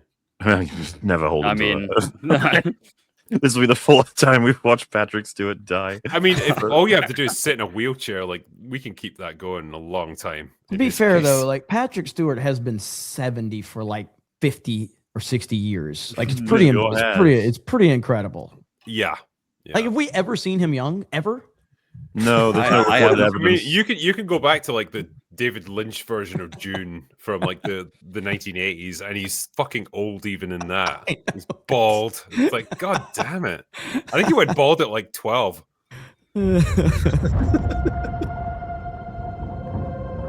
That's all I know for sure. I mean, it's kind of cool to see these two guys coming back. Go full for it. I'm excited. Resist, drinker. I can't help it. MauLer is pulling me in. I'm gonna rewatch the whole. I'm gonna rewatch the whole MCU up to Endgame. I won't. I haven't watched any of this shit after it really. Couple things here and there, but I am excited. I am excited, but I have very low expectations because I do think that this movie has the Rise of Skywalker potential to be a disaster that nobody likes. Oh yeah. Oh, that's yes. I mean, from what I've heard, like it's been described as a fucking disaster. Like, and not even a disaster; it's a fucking disaster. Like that's when you know it's getting real. Yeah. Well, and we get into it, but like, you just saw a sprinkle of like there's hype building for the only reason that I like these guys. I like these guys. Yep. The thing is, I lost my fucking shit when the first teaser was like, look, do you see all the actors we have? It's like, okay. Yeah. Well, cool. The thing is, right, all of these teasers are their own movie. Like, oh shit, like Steve Rogers is coming back to like be Captain America again. That's like a whole movie unto itself. Thor is not going to be treated as a fucking goofy joke anymore. That's another movie by itself. The X-Men are coming back. That's a movie. Again. Yeah. I don't want to just see these guys in a 2-minute scene before Patrick Stewart gets his fucking neck snapped or like someone like tips his wheelchair over or something. No, that's all you're gonna get. Well, that'd be funny. They know how to milk it with these teasers. Yeah, it would be funny if Doom is like destroying universes and then he just tips Patrick Stewart over. He just does that with him. Doesn't kill him, doesn't do anything. My brittle bones. Are you prepared to die? I mean, yeah, I think he's been prepared to die for like the past. Leave him alone, Drake. Leave him alone. So old. Question is, who will you be? Look at that fucking rims right there. Bring it on. Good style. When you close your eyes. Whoa. Look at them playing chess again. Hey, come on. Or something. I mean, there he is. He's so old, he can't even move the chess pieces. Man, it's so awkward too, because like I'm obviously going to do a watch through the Fox universe before this, but they already had this in Days of Future Past. The film had the trailer for it, if you remember, where they like take a hand and it's like to have precious few of them back, like of the days of when we fought each other. So just like, well, that was ages ago. So like now that is nostalgic. And now we've got this as like the new we're even old. The thing is, it's a horrifying reminder that we're progressing towards this ourselves. We are becoming old because we've experienced so much of it. Ian McKellen. Like, but I looked at Patrick Stewart, it's like, okay, he's kind of looking a bit old now, but like he's always looked old, like his whole life. But like Ian McKellen, it's like, you are old. When I compare this to the Magneto of like 20 years ago, like, that's rough. Again, even Days of Future Past. where that's supposed to be sort of like a goodbye and a comeback briefly. He looks like Bilbo Baggins after the ring got destroyed. I was telling Mel, so you guys remember the meme from The Matrix Reloaded with the architect where he talks about, they're talking about destroying Zion, and he says we've become exceedingly efficient at it. The meme is like, this will be the 4th time we've said goodbye to the Fox characters, and we've become exceedingly efficient at it. So good. Remember, I was kind of pissed off with Deadpool and Wolverine for stealing Logan's goodbye and redoing a goodbye, and then they had the credit sequence with all the behind-the-scenes footage, and it's like, so goodbye for sure. Anyway, here they are again. Wait, what? Oh, Hugh Jackman's already said, like, yeah, I've got some more in the tank. I can still do it. Oh, of course. I just meant like the X-Men from the Fox universe specifically, like the movie adaptation. Goodbye for the 3rd time in that movie, and then it's like, now they're back again. And presumably they're going to get a goodbye again. Sure. Yeah, maybe this time they'll stay gone. Who knows? We can keep milking it forever.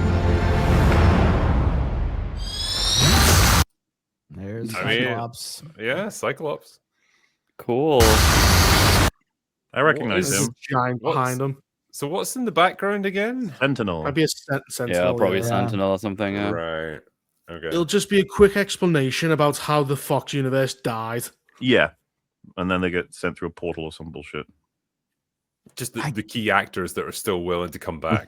Everyone else just fucking dies. The amount of fucking people in this movie is unbelievable. It's so many people. It's crazy. And all these teasers is like all these old franchises, like, but you did like all the movies with the other characters we should be caring about, but we don't, right? So you're showing us these. Have we, like, because we've gone through like 80s nostalgia, like I think we skipped 90s, but like now we're here. This is the end point. We're getting nostalgic for the 2000s. Yeah, I mean, you say that like, I mean, Deadpool and Wolverine already did this technically, right? And we had the Raimi Spider-Man movies have been banked on No Way Home, and we've been in this era for a little longer than that. Yeah. What's interesting is I did a video on this, but so Variety did a box office predictions for 2026 breakdown the other day, and they basically had like 3 or 4 different levels of like sure things, safe bet, whatever. Like Doomsday wasn't even a sure thing for the box office success, which shocked me. I think it is absolutely a grand slam. It's going to be $1.5 billion probably. I don't think there's any doubt. They had like, I don't know, man. They had Mario Galaxy as a sure thing, the Odyssey and Spider-Man as a sure thing, but they had Doomsday in the next level. And I'm like, I think it's going to be huge. I think it'll definitely do $1 billion. I don't know if it'll do 1.5. Because I'm a bit dubious about that. What did Deadpool and Wolverine do? Didn't it do like $1.5 billion? I think it did. Yeah. Yeah. So I mean, bringing Robert Downey Jr., Chris Evans, the X-Men, Fantastic Four. I guess Guardians are going to be in it. James Gunn should show up too, just for the hell of it. Why not? Well, I'm sure Sean Gunn will be in it. Yeah. James Gunn's wife will probably be getting fucked by someone in it. I might be in it. I haven't checked my mails yet. Maybe I Pretty sure I filmed the cameo.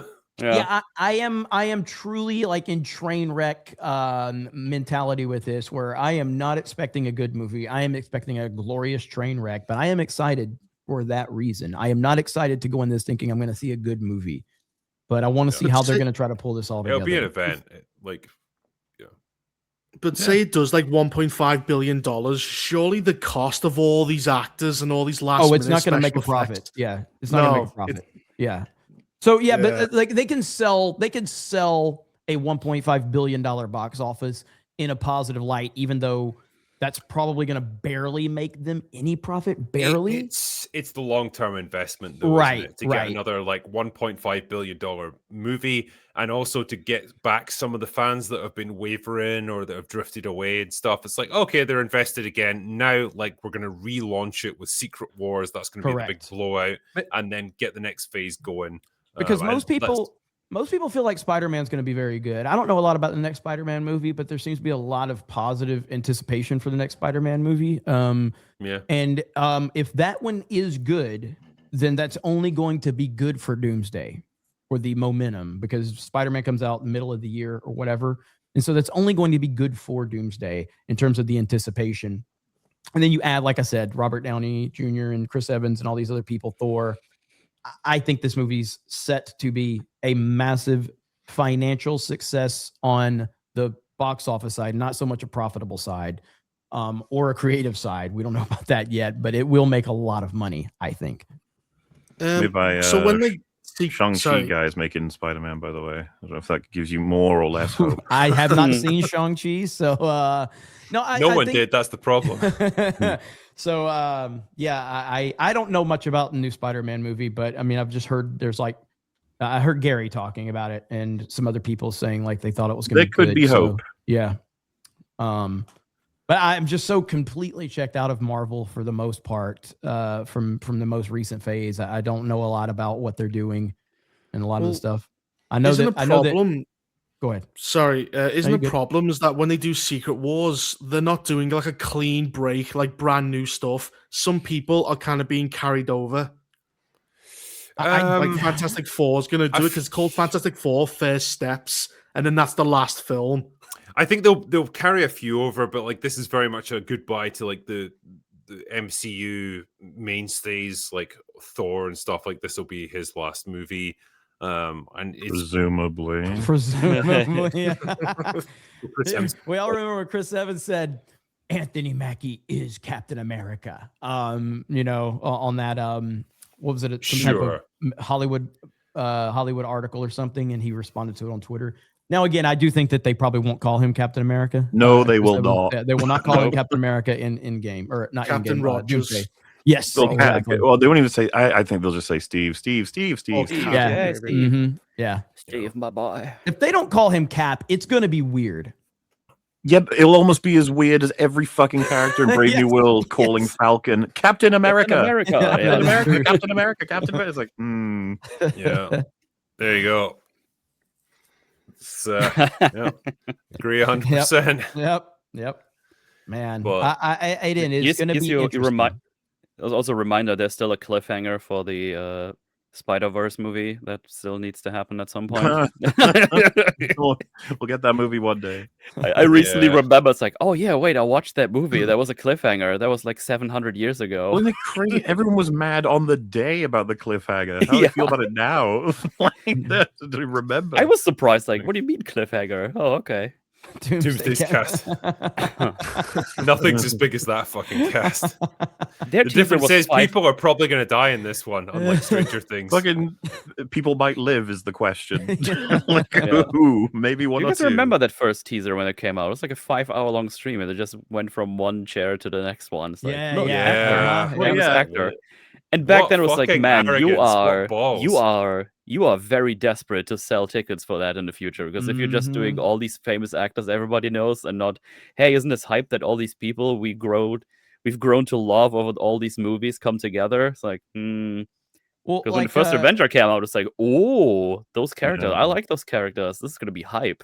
Have you guys heard the rumor that this is going to be like a 3.5-hour movie that's been going around? I know it's from it wasn't confirmed or anything. I don't necessarily believe it either. But do you think it's going to be more than 3 hours? This movie, I could see it being a 3-hour movie. I could see that too. What was Endgame? What was Endgame? It was long. That was close to 3 hours. Okay, well, MauLer saying anything 3 hours, long, 1 minute, a little weird. But how long was Endgame? 3 hours and 1 minute. I could see Doomsday being right there at that sweet spot. I don't think it's going to be like 3:20 or anything like that. With all these characters, it kind of has to. Like, what are you going to do otherwise? Well, so the presumption is they all get their intros, they all get the universes either threatened or destroyed, and then they all have a big fight, and then they all die. Sure. And then they'll lose, presumably, to Doomsday. Yeah. Well, because they're trying to recreate Infinity Wars. So exactly. Payoff, Yep. And it's not going to work. It's not going to work. Well, that's the thing. It probably is. Like, the nostalgia of it is going to work. No, it won't work. Well, they'll get lots of money, but they would have gotten a shit ton more if it was functional and successful, which it will not be. It's going to get a baseline, because you could put anything together in a movie with that cast and probably draw in a lot of people to see what the fuck's going on. You know, like one opportunity to throw away. You had all these beloved characters, and then you made all shitty characters. And now you have to get to the old characters again, instead of having like 2 sets of amazing characters that you get to see interact with each other now as well. Like, this should make so much more money than the first one because you had like this run going, and if you would have just continued to run with the same kind of quality and not go with all the shit we had, dude, imagine what we could have had right now, like with like some better writing and better characters and, you know, an overarching story that we actually go through because we don't have a Thanos or anything. Remember when we had fucking Clown Circus Man? The fucking, what was his name? Kang, yeah. I know. I was thinking about the actor wanting to clown school or something. Wasn't that like a thing that happened? Yeah, man. I do authentic think that, like, clowning. Like getting that payoff from Infinity War to Endgame is 100% what they're going for. But I do agree with MauLer that they're going to make a lot of money, but they're not going to have the same emotional investment that you had post Infinity War. You know what I mean? Like that's where people were emotionally invested and actually cared. I just don't see them being able to get that same emotional investment. We have plot points to draw and tie from prior movies with Endgame. Obviously, there's the Thanos baggage as well from Infinity War, but even the Civil War stuff between Cap and Iron Man was in there. Yeah, like and all these different dynamics involving Thor with Guardians was enough to have people be like, that was fucking awesome. What else can we do? Like dynamics wise, making people meet people. Yeah. What the fuck are we doing with this? It's like, well, do you want to see Ian McKellen's Magneto talk to fucking Thor? Ironheart? Like, I don't know. Like I don't know. It's all so just put upon sort of thing, and it just feels like it'll have a similar trajectory maybe to Endgame, but really scaled down and with no emotional investment. Yeah, because everything's been dumped in at the last second, like no build up, nothing. It's just like, I mean, we're all going to see a $1 billion version of slamming figures together. Yeah, sure. Like, okay. Yeah. I hope the ending's like World War II D-Day, where Doom is just mowing them down on the beach, and they're just getting, and like Professor X's wheels is getting stuck in the sand. And they are going to go for some kind of ending like that Infinity War ending. They're going to go for that shock value. I just don't know if it's going to. I just don't see them being able to pull off the emotional weight that went with that Infinity War ending. But that's what they're going for. 100%. So cynical. It's a trick you can only play once, isn't it? Like it was shocking the first time, but if you do it a second time, it's like, well, we've seen that already. Not surprising anymore. And it's the Russos, so they'll be like, what worked was we showed how Thanos was super strong by having him take out Loki and Hulk straight away. So they're going to do that again, probably with Magneto and Professor X or something. Yep. Look how strong he is. But you don't have a Gamora. You don't have a Gamora sacrifice scene to make Doom sympathetic, because we have a character that we've known for, I think at that point it was 2 movies, but she was well liked. And it made Thanos more compelling. Doom, you're gonna have to try and artificially create that scene. Yeah, with character, he's gonna kill someone we don't even know or care about. That's what I'm saying. There's just no background work and for anything really. Because what continuity they just got a lot to fucking answer for, man. My guess is they've not even bothered picking a continuity of where they're taking Magneto and X from. They're just like, listen, it's our perception generally of those characters from the Fox universe. We're not going to be specific about where we're taking them from. Because remember, if they grab Wolverine from the end of Days of Future Past, that would be in conflict with the Deadpool and Wolverine, but that Wolverine is still not the only Wolverine. Like, if he's from you understand what I'm saying? The Deadpool Wolverine is not from the Fox universe Wolverine that's getting destroyed, because that's supposed to be the Fox timeline Wolverine, which is not the same as the Wolverine from Deadpool Wolverine. Logan is the one, he died. Well, it depends where you take him from. If we're grabbing him from earlier in the timeline, I'm too drunk to understand this. It's all fucked anyway. With anchor beings, incursions are technically a thing they mentioned at some point, but forgot about. Because that's why Professor X died in Logan too. After hearing MauLer, I'm so confused. I'm ready for episode 9 of Stranger Things at this point. So that's how confused I am. Like, we're gonna watch it right now, right? My point is just that they're going to scrap all of that and just be like, no, it's just what you remember vaguely of these characters. We're not going to say where they're from. Fuck that. Yeah. Absolutely. Let's cleanse our palates with some super chats because they're easy. Hooray! And we don't have to think too much with that one. See what we got here. Shan Wikram Singh, there's a 4-parter to this one, says, more than one super chat to follow. Could we have a serious talk about Agents of S.H.I.E.L.D.? It wasn't perfect, but it had a lot going for it. It had the best model. You could watch the movies without it, but it was a nice expansion pack to the MCU for those who wanted it. Did Secret Invasion way better and way before actual Secret Invasion. did a really good Ghost Rider, and time spent building up characters over years actually paid off. Best MCU TV series, in my opinion, precisely because you could take it or leave it, and they had so many episodes to build characters and tell so many stories. What would its competition be for MCU TV shows? Daredevil. Yeah, Daredevil. Daredevil season 1. Sorry, I was thinking about Disney for a second there. Yeah. Agent Carter was around the same period. But that was well, what I'm saying, shit. true competition would be Daredevil, and Daredevil's the I king. doubt it beats Daredevil. No, it doesn't. No, it wasn't better than Daredevil. No, but Daredevil's they were king. trying to do different things, weren't they? Like, Sure, I think no, it's Agents probably- of S.H.I.E.L.D. was trying to keep the spirit of the MCU, whereas Daredevil was very much darker, grittier. Sure. Mm. Yeah, it's probably perfectly fine, if not good at certain points and everything. It's just that it got kind of overshadowed, and now it's done, right? Mm-hmm. Completely. Yeah, it's over. Yeah. Well, no one LCU consulted them. Like, they kept trying to write, and then suddenly the MCU were going a different direction. So they had to keep changing what they were going to write that season because I nobody do feel told bad for them with the Winter Soldier shit because that destroyed S.H.I.E.L.D. So they're like, Oh yeah. yeah. Uh-oh. LCU Le Pen says, apologies to MauLer and Metal for a dud on Dispatch. That's a whole other conversation. Loads of people enjoyed that game. I'm glad you recommended. We tried it out. It wasn't for us. Let's just put it that way. Yeah, That's sure fair. glad you recommended that. Fuck you, Mel.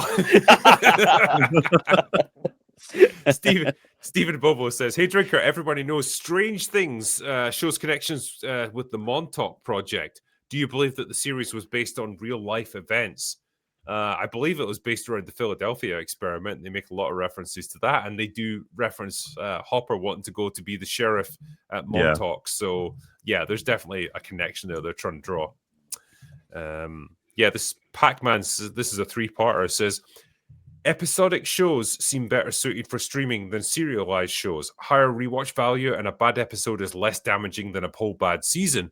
With the streaming boom, will we see a return to more episodic shows? And are there any serialized shows where every season is good? It seems like every serialized show I recommend to someone, I have to specify which seasons to skip and where to stop watching. So, yeah, with serialized ones, with episodic ones, I would say Stargate SG-1 is pretty much solid throughout. Like, yeah, season 1 is a little bit... But once you get past that, it's all pretty good. I need to rewatch that. I watched it as a young'un, and I really enjoyed it. Great time with that one. Farscape as well. Yeah. Well, we could say as well, Firefly. That's easy. Yeah, Mauler's gonna like one that season. one. Yeah. Buffy? Would that count?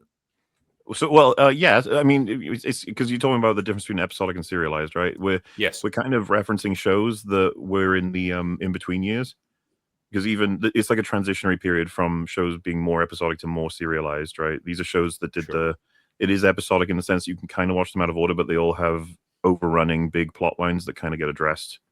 So, I kind of that's kind of my favorite era of TV, honestly, when they did that format, because it made it super fun to watch all in a row, but also you could like miss a few episodes if you missed it on TV or whatever. And they had to work really hard to make them interesting still. They didn't just get it guaranteed and just burp all over the fucking script and stuff. I don't know. Otto Vanderball says someone should really tell Clean Slate Kate to stop buying Powerball tickets. Her math is shit. I don't know. What's that? All right. I don't know. Sure. What that means. Yeah. Okay. Stop it. There you go. Yeah. Damn it, Kate. Clean Slate Kate. Your math sucks. Brodo Swaggins, like that one. Here we go again. Tug Speedman, and apparently Kathleen Kennedy and Lucasfilm as well. Yeah. Tug Speedman. Deval says, MauLer, Metal says you've been writing Partygaz fan fiction in your spare time. Also, Star Wars Battlefront 2, the original, tells a better story than most Star Wars stories using pure clone trooper diary entries. Oh, yeah. No, on the first one, but I do it in my dreams, is where I spend my time. But yes, also completely correct. The storyline in the campaign for Classic Battlefront 2 would make a really strong movie, but oh well. What about the Battlefront 2 from 2017? That had a great story, great campaign. Oh, wait, never mind. No, it didn't. Never fucking played it. No, it didn't. No, Yeah. it didn't. He also says, watch Black Sails. It was hidden behind Game of Thrones hype. Yeah, people say a lot of good things about Black Sails, yeah. Yeah, it's been recommended to me as well. He also says, Drinker, video suggestion format. How about Risey's greatness of past, present, and elder actors and directors? Christopher Lee, Michael Caine, Kubrick, etc. So yeah, basically just praising people who were really awesome in the industry and just kind of didn't have a fall from grace. Sure, yeah. Happy to do that. M8566 says, so I made the mistake of checking out some videos from actual fandom, Organized Chaos, and The Birdman. And wow, I understand why you guys don't want to engage with them. Weird stuff from them. Anyway, hi, Muto. Hey, we covered Organized Chaos, and it was it was hilarious. You can check out that E5 episode if you want, but no, they're not interested generally. I think generally you said, like, we won't engage with people who are, like, bad faith, who are just grifting for clicks or whatever, or who have genuine mental illness. And I think you could apply that. Hey, I'm right here, man. Yeah. You allowed me on the show. Metal got me on that one, though. He said, like, damn it, that was my joke. So we can both be mentally disabled. That's fine. There's like someone shared a screenshot. One of them has a video that says like, my ideology when it comes to art is the same as Hitler's. And it's like, sure, yeah. I'm about done. I always thought that. I already like him, MauLer, okay? You don't have to sell me. Meanwhile, it's like, do you want to cover the new Grace Randolph review? And I'm like, obviously. Who knows what she'll say? Obviously. Oh, God. Yeah. Grace of the Past says, MauLer, thoughts on Chris Gore writing and promoting gambling casino ads on his site? Film threat, yes or no? Is it bad that he's promoting and shilling ads like VIP pass to play $300 free spins at top Canadian casinos? I mean, I don't know about you. I'm not familiar with what he does on Film Threat. What he does there is kind of his business, I guess. I don't know the context, but I mean, this stuff friends of mine have promoted that I disagree with. I assume everyone's the same here on that in some way, shape, or form at some point. I'm always for selling out. No one will buy. That's the problem I have. I will whore myself out to anyone, but no one's paying. Yeah, you need to talk to fucking Chris Stockman. He can hook you up. Scotty says someone needs to tell Kurtzman to keep Ben Sisko's name out of his fucking mouth. The new trailer shows that Starfleet Academy is DOA, 100% member berries. Yep, couldn't agree more. Brother Voltus says, you're in charge of fathering a child from media. Who do you pick and how will you raise him? Also, how do you see the new trailer for Out of Words yet? No, I haven't seen that. So, fathering a child from media? Like, you give birth to fucking Star Trek or something? I don't really... Yeah. I assume what you mean is like you're raising a kid and it's like, okay, you got to choose movies and, TV shows and stuff that you think will give them a good grounding in media. So, yeah, I would start with the beginnings of all these franchises. Like, oh, okay, yeah, everyone to get interested in like Aliens, Predator, fucking Star Trek, Star Wars, whatever it might be. Let's go back to the beginning, see how it began, and then like build up from there. Yeah, and you have to like tailor make it to a certain extent with the person you're watching with, right? If you watch, let's say, a few episodes of TOS and they're bored out of their mind, you need to send them to what you think are the stronger episodes with the context they have. But if they're still not liking, you're like, all right, we'll have to move to TNG, see if that's the kind of thing that, and that goes the same for all franchises. There are people who think Alien is extremely boring. And you know what? Jail is not out of the question. Brendan, the love of my life, says, have any of you seen the new Brendan Fraser movie Rental Family? If so, what did everyone think of it? And if not, I highly recommend it. I haven't even heard of that. I haven't heard of it. Seen it, no. I'm just excited for the Mummy return, man. Oh yeah, I think that's the one where he's a white guy and he's rented by like in Asia they hire white guys to do stuff to make it look official. Tell me more, Reaper. I think that's it. He gets hired to be part of a family. I got told it was okay. It wasn't brilliant, but it was decent. Yeah, I want to see him continue on his like redemption comeback arc. I do as well. He absolutely deserves it. Quantum Ranger Power says, I want to review the entire Stargate franchise in the run-up to the new series. Advice for a new critic. Good audio, yes. Tips for taking notes and scripting. For new channel names, something Stargate related or more generic to avoid pigeonholing. Any literature that you suggest, editing software. I would 100% don't pigeonhole yourself just into Stargate, because eventually you're going to run out of shit to talk about there. You want to make it a much broader, like, you can just say, I talk about sci-fi, geeky, nerd stuff. You've got like an absolute universe of things to cover there, but don't just make it about Stargate. And good audio is just good audio. I always say, if you are a dude, audio is important, because nobody gives a fuck what you look like on the internet. So audio is king. Camera, just buy a cheap webcam. Nobody gives a damn what you look like as a dude. But audio is king. You have to have good audio. That is crucial. Most people don't even watch the video. They just listen to what, like, if they're on a run or a jog or something. They like listening. They don't care about that. So don't invest a ton of money into a camera. Invest it into audio, as you said in your super chat. And then the standard Logitech, like 1080 or 4K webcams, that's the one I use when I'm at home, because normally I have a webcam here, but I'm obviously not at home.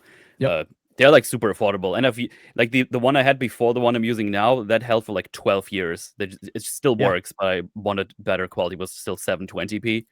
But especially because I mostly use it for streaming, so it's just a small window anyway, so nobody can tell it's like not 4K, because not really useful. Well, a lot of the time as well, if you're doing scripted content, like, you can just be layering in like tracks from the movie, footage from whatever film or whatever TV show you're reviewing. So you don't even need to be on screen if you don't want to. It's fine. And arguably it's better anyway. But those would be the main pieces of advice. And just don't get pigeonholed into doing just one thing, because eventually, if you want to expand beyond it, you're going to find it very difficult if that's what you've done to yourself.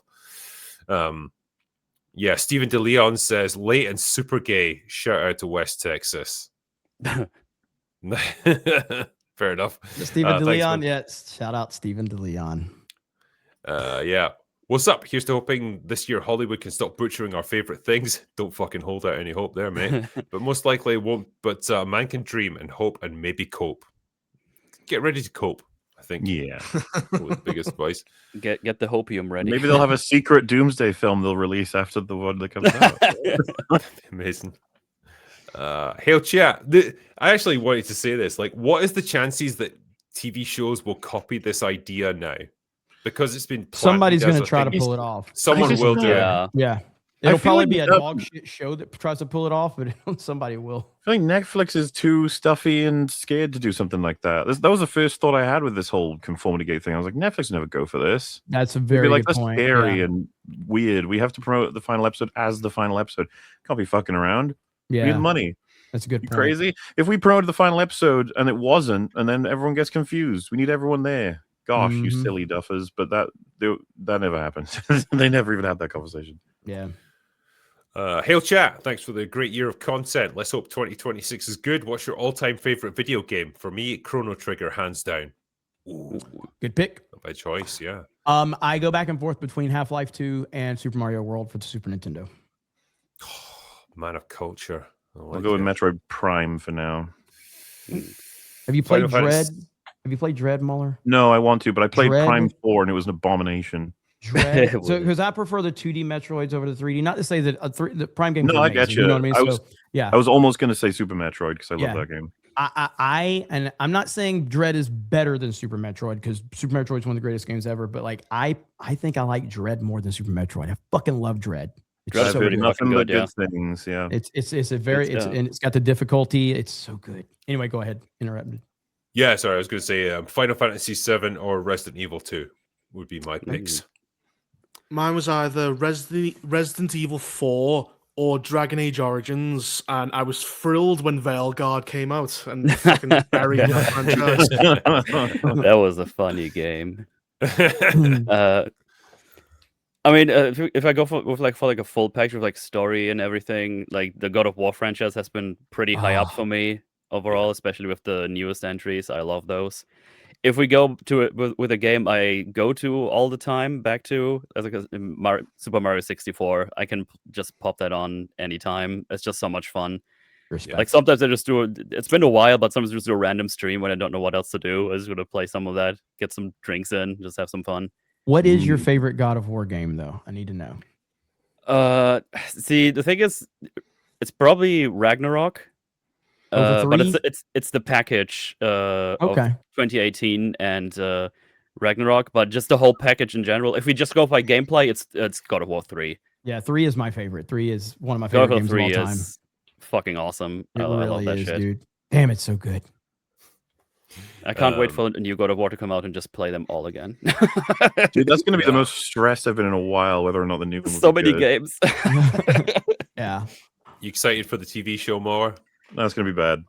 Yeah. But honestly, this was all a lie because we all know Lord of Ring Gollum is the best game ever made. That's true, yeah. Is the TV show pretty in good. Greece or is it in Scandinavia? The I TV don't- show, is it like set in the yeah, present I or don't- past? Oh, I it's don't set even in the know. Norse era. Is Oh, it? that sounds awful. Yeah. I- Well, I- they, I- like, Where- just skip how all did that. they cope with all the backstory for it? why are we even? It's going to be awful. They're going to fuck up everything. Like people saying is like they should start in the Greek era. It's like it would have been awful if they did. I agree, but it's going to be bad. I got no fucking hope for this thing at all. Yeah, I know. I know it's not my show, but I know that for the super chatter, we apologize for Gary not being here. His favorite game is Pong, so I just wanted to get that out there. Yeah, He is the He was most- there when It's it was his only created. game as well. Yeah, I mean, when I you think it start back doing on the old man, Kickstarter back then. Yeah. when you were doing the old man voice earlier, you're doing something about like they were like everybody I in the was chat was there. like, yeah, everybody was like Gary.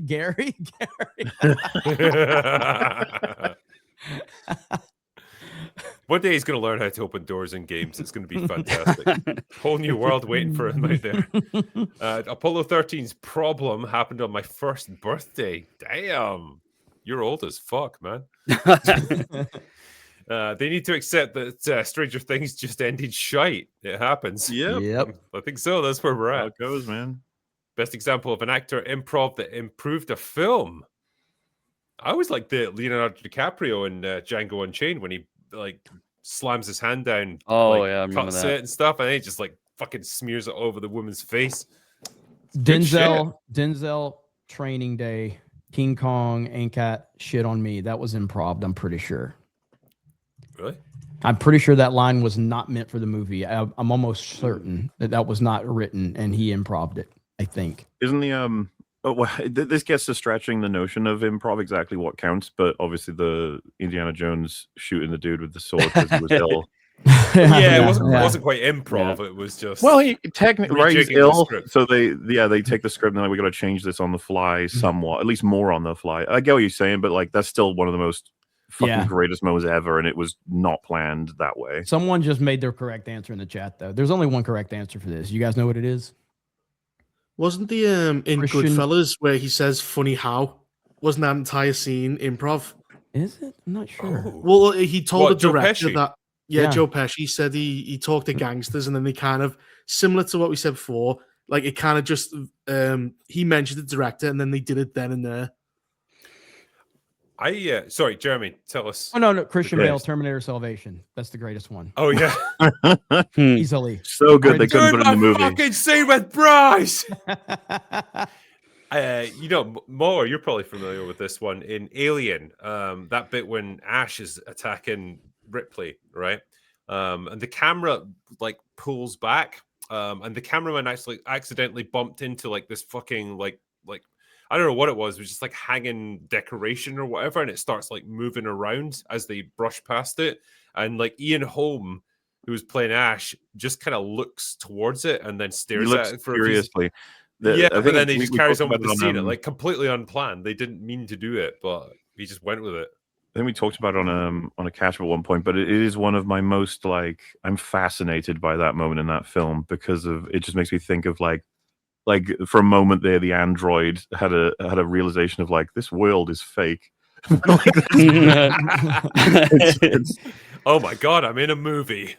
like it's so because the cameraman was like oh shit, oh well. But yeah, the actor who, like, to have that presence of mind to just be like, oh, okay, the cameraman fucked up there. I'll look at it. All right, go back and do the scene, carry on. It's impressive shit. Yeah, I mean, and it's in there. Yeah. Beer wasn't the only thing that was £1 a bottle that year. Just ask your mum. Oh, Boom! Fucking burn. Cows can produce almost 100 pounds of milk a day. 12.5 gallons or nearly 48 litres per day. Milk should be stupid cheap. That can't be true.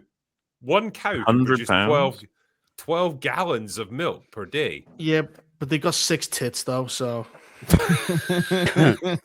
that point, it feels like they'd be on one of those systems where there's like a pipe attached to their mouth, pumping food in. That's like 7 pounds a tit. You know what I mean? It's not that impressive. Not that impressive. Yeah, ladies. Why aren't you producing 7 pounds of milk per day? Jesus. Eggs became very expensive in the States because entire flocks of chickens were killed ostensibly over bird flu. Prices are finally down to $2 per dozen now. So is it sensible again? Jeremy, you can tell us. Are eggs cheap in America again? Can you make omelets? The eggs great again. At a sensible price? I am an old-fashioned person. The women do the shopping, okay? So, oh my god. They do the shopping and the cooking, so I don't even know the price of eggs. Generally, prices have started to drop recently, even though President Trump has said that the prices have been dropping for like the last year. They have not been, but the prices have started to drop in the past few months for sure. But I don't know specifically. But yeah, seriously, the women do the shopping. Oh. I heard him say that their prices are the best prices ever. Like, it's literally the best for who we've ever had. Yes. Gas prices have dropped a lot too recently, which has been great. Yeah. Well, Venezuela is going to help with that. Don't worry. Sir. Yes, sir. Marvel Phase 4 to 6 is fake. I can prove it. Look at Captain America. He's black, but he's supposed to be white. The colors are off. It's a fact, not illusion.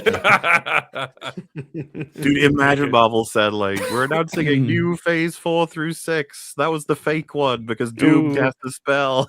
It's diversity. It's Diversity Gate. They just have like 12 other movies in the can already and just release them. They probably do at this point. 2 billion each. Hail the Fellowship, hail the great MauLer. You is such a prodigy. I swear you guys make it look so easy. Much love and keep up the great work.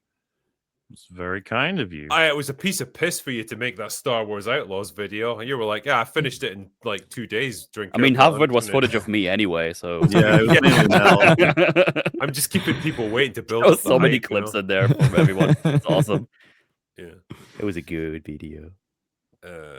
What's the next one here? Yeah. Imagine if Sauron got the ring back, it made him vulnerable and he was defeated by the hobbits in Mordor because he didn't have any orcs or wraiths around to protect him. Yeah, because he never would have expected it. That would be so fucking funny. Like, reforms as a naked dude just at the bottom of the tower, and then Sam and Frodo are like, kill him! And they have like nice little swords. Yeah. You mean like Jon Snow, where each one of them just stabs him in the heart? Didn't he get killed and turned to black sludge? Like, why would you reference that? I hate the fact that now when I watch Lord of the Rings and they say Numenor, I start to cringe. It's like, no.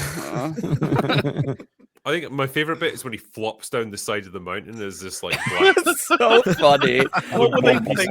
It's just like a turd that's like shot out on a mountaintop and down it rolls. So... Well, a carriage rolls into him like dog shit and he sticks to the wheel. How lucky that was. I know, if it hadn't been for that, like, that would have been it. The whole history of Middle Earth could have been different. Milk is best unpasteurized. Unpasteurized. Rothschild ruined it. I mean, I don't know, man. I wouldn't want to drink unpasteurized milk. That seems bogging. To all, what do you think are the most important things to get right about Superman and Batman? I mean, I don't know how to answer that directly, but I mean, if you want, like, don't do what James Gunn did. That's a good start. That's a great start right there. I mean, I look at, like, I think that Man of Steel got a lot right and a ton wrong with Superman. But there are elements that I think you could take from even Brandon Routh's Superman and Henry Cavill's Superman, and you could almost make the perfect Superman with those two. You could almost blend both of those.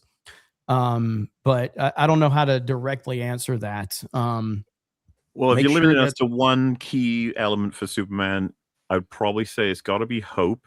Like, he's a paragon that inspires hope. As much as we can't go into further detail because of all the different things. And then Batman. Yeah, but like, if Hope was his, wouldn't he be on the Stranger Things gate? Because he's hoping that Stranger Things had a fake ending. What? Wouldn't that be Superman? He's hoping all the 5 seasons actually amounted to something. I think hope and reverence is what you want from Superman. So Zack Snyder got the reverence part of it, but he didn't really get the hope and positivity part of it. Whereas something like Brandon Routh's version got the hope, but not the reverence. And so you end up with like just it feels a bit hollow and a bit derivative. You need one that combines the two, and that one is the Christopher Reeve version. Yeah, I think like I'll make a little outside of the box, but I believe with Batman and to a lesser extent Superman, but I think that Gotham needs to feel like a character in the movie for it to feel 100%. Good. Metropolis as well, but Gotham even more so. Like, and as much I don't really like Robert Pattinson's Batman movie, I don't hate it, but I don't love it. But they did do a good job with Gotham, so it was good kind of. If anything, I think Tim Burton's Gotham is the best Gotham that we've had on screen. I think it looks the best. It looks the most like the comic books, and it feels like it's got real personality of its own. Yes, I think that's where Nolan's one really fell short. I agree. It's like, I agree. That's just Manhattan. I think that in Batman Begins, even Batman Begins to the Dark Knight was a nice kind of transition, but then the Rises is just like in Philadelphia, and it's just like it completely different. But overall, like I think Gotham in Batman Begins is actually the best version of Gotham in Nolan's trilogy, but Burton's is still king. Yeah. Let me just finish with this one here. I just got my Blu-ray of Godzilla -1. Such a good film. Can't believe they made it for 15 million. That's like the catering budget for Hollywood. Hail Lord of Ring Gollum. Hey. Absolutely. Respect to Gollum. Mm-hmm. But yeah, great movie. Looking forward to -0. Hopefully they continue the trends and like do another great film because we need them. And it's just great. It's a great example of like, hey, you can produce a really like spectacular monster movie with lots of destruction, lots of great epic moments, but also make it character driven and interesting and do it on a really small budget. It can be done. Movies don't have to cost $400 million fucking dollars. Yeah. So yeah, more of that, please. That'd be good. I'd like that. Anyway, I'm going to finish up there, but I want to say to my panel, thanks, gentlemen, for coming on. It's been awesome to have you guys on tonight. Thanks for having me. Fun as always. Yep. The links to everyone's channel are in the description, so if you haven't subscribed to them, please do it. Please do it. It'll make me happy. And I'll actually come to your house and shake your hand. I won't actually do any of that, but that's okay. Anyway. Thanks to my mods as well for doing their usual awesome work. I appreciate you guys. And any super chats that we haven't quite had the time to cover tonight, we'll do it on last orders. MauLer and I will give it the attention it deserves. Yes, but sir. Right now, that's all we got for today. So go away now. Bye-bye. Goodbye, everybody.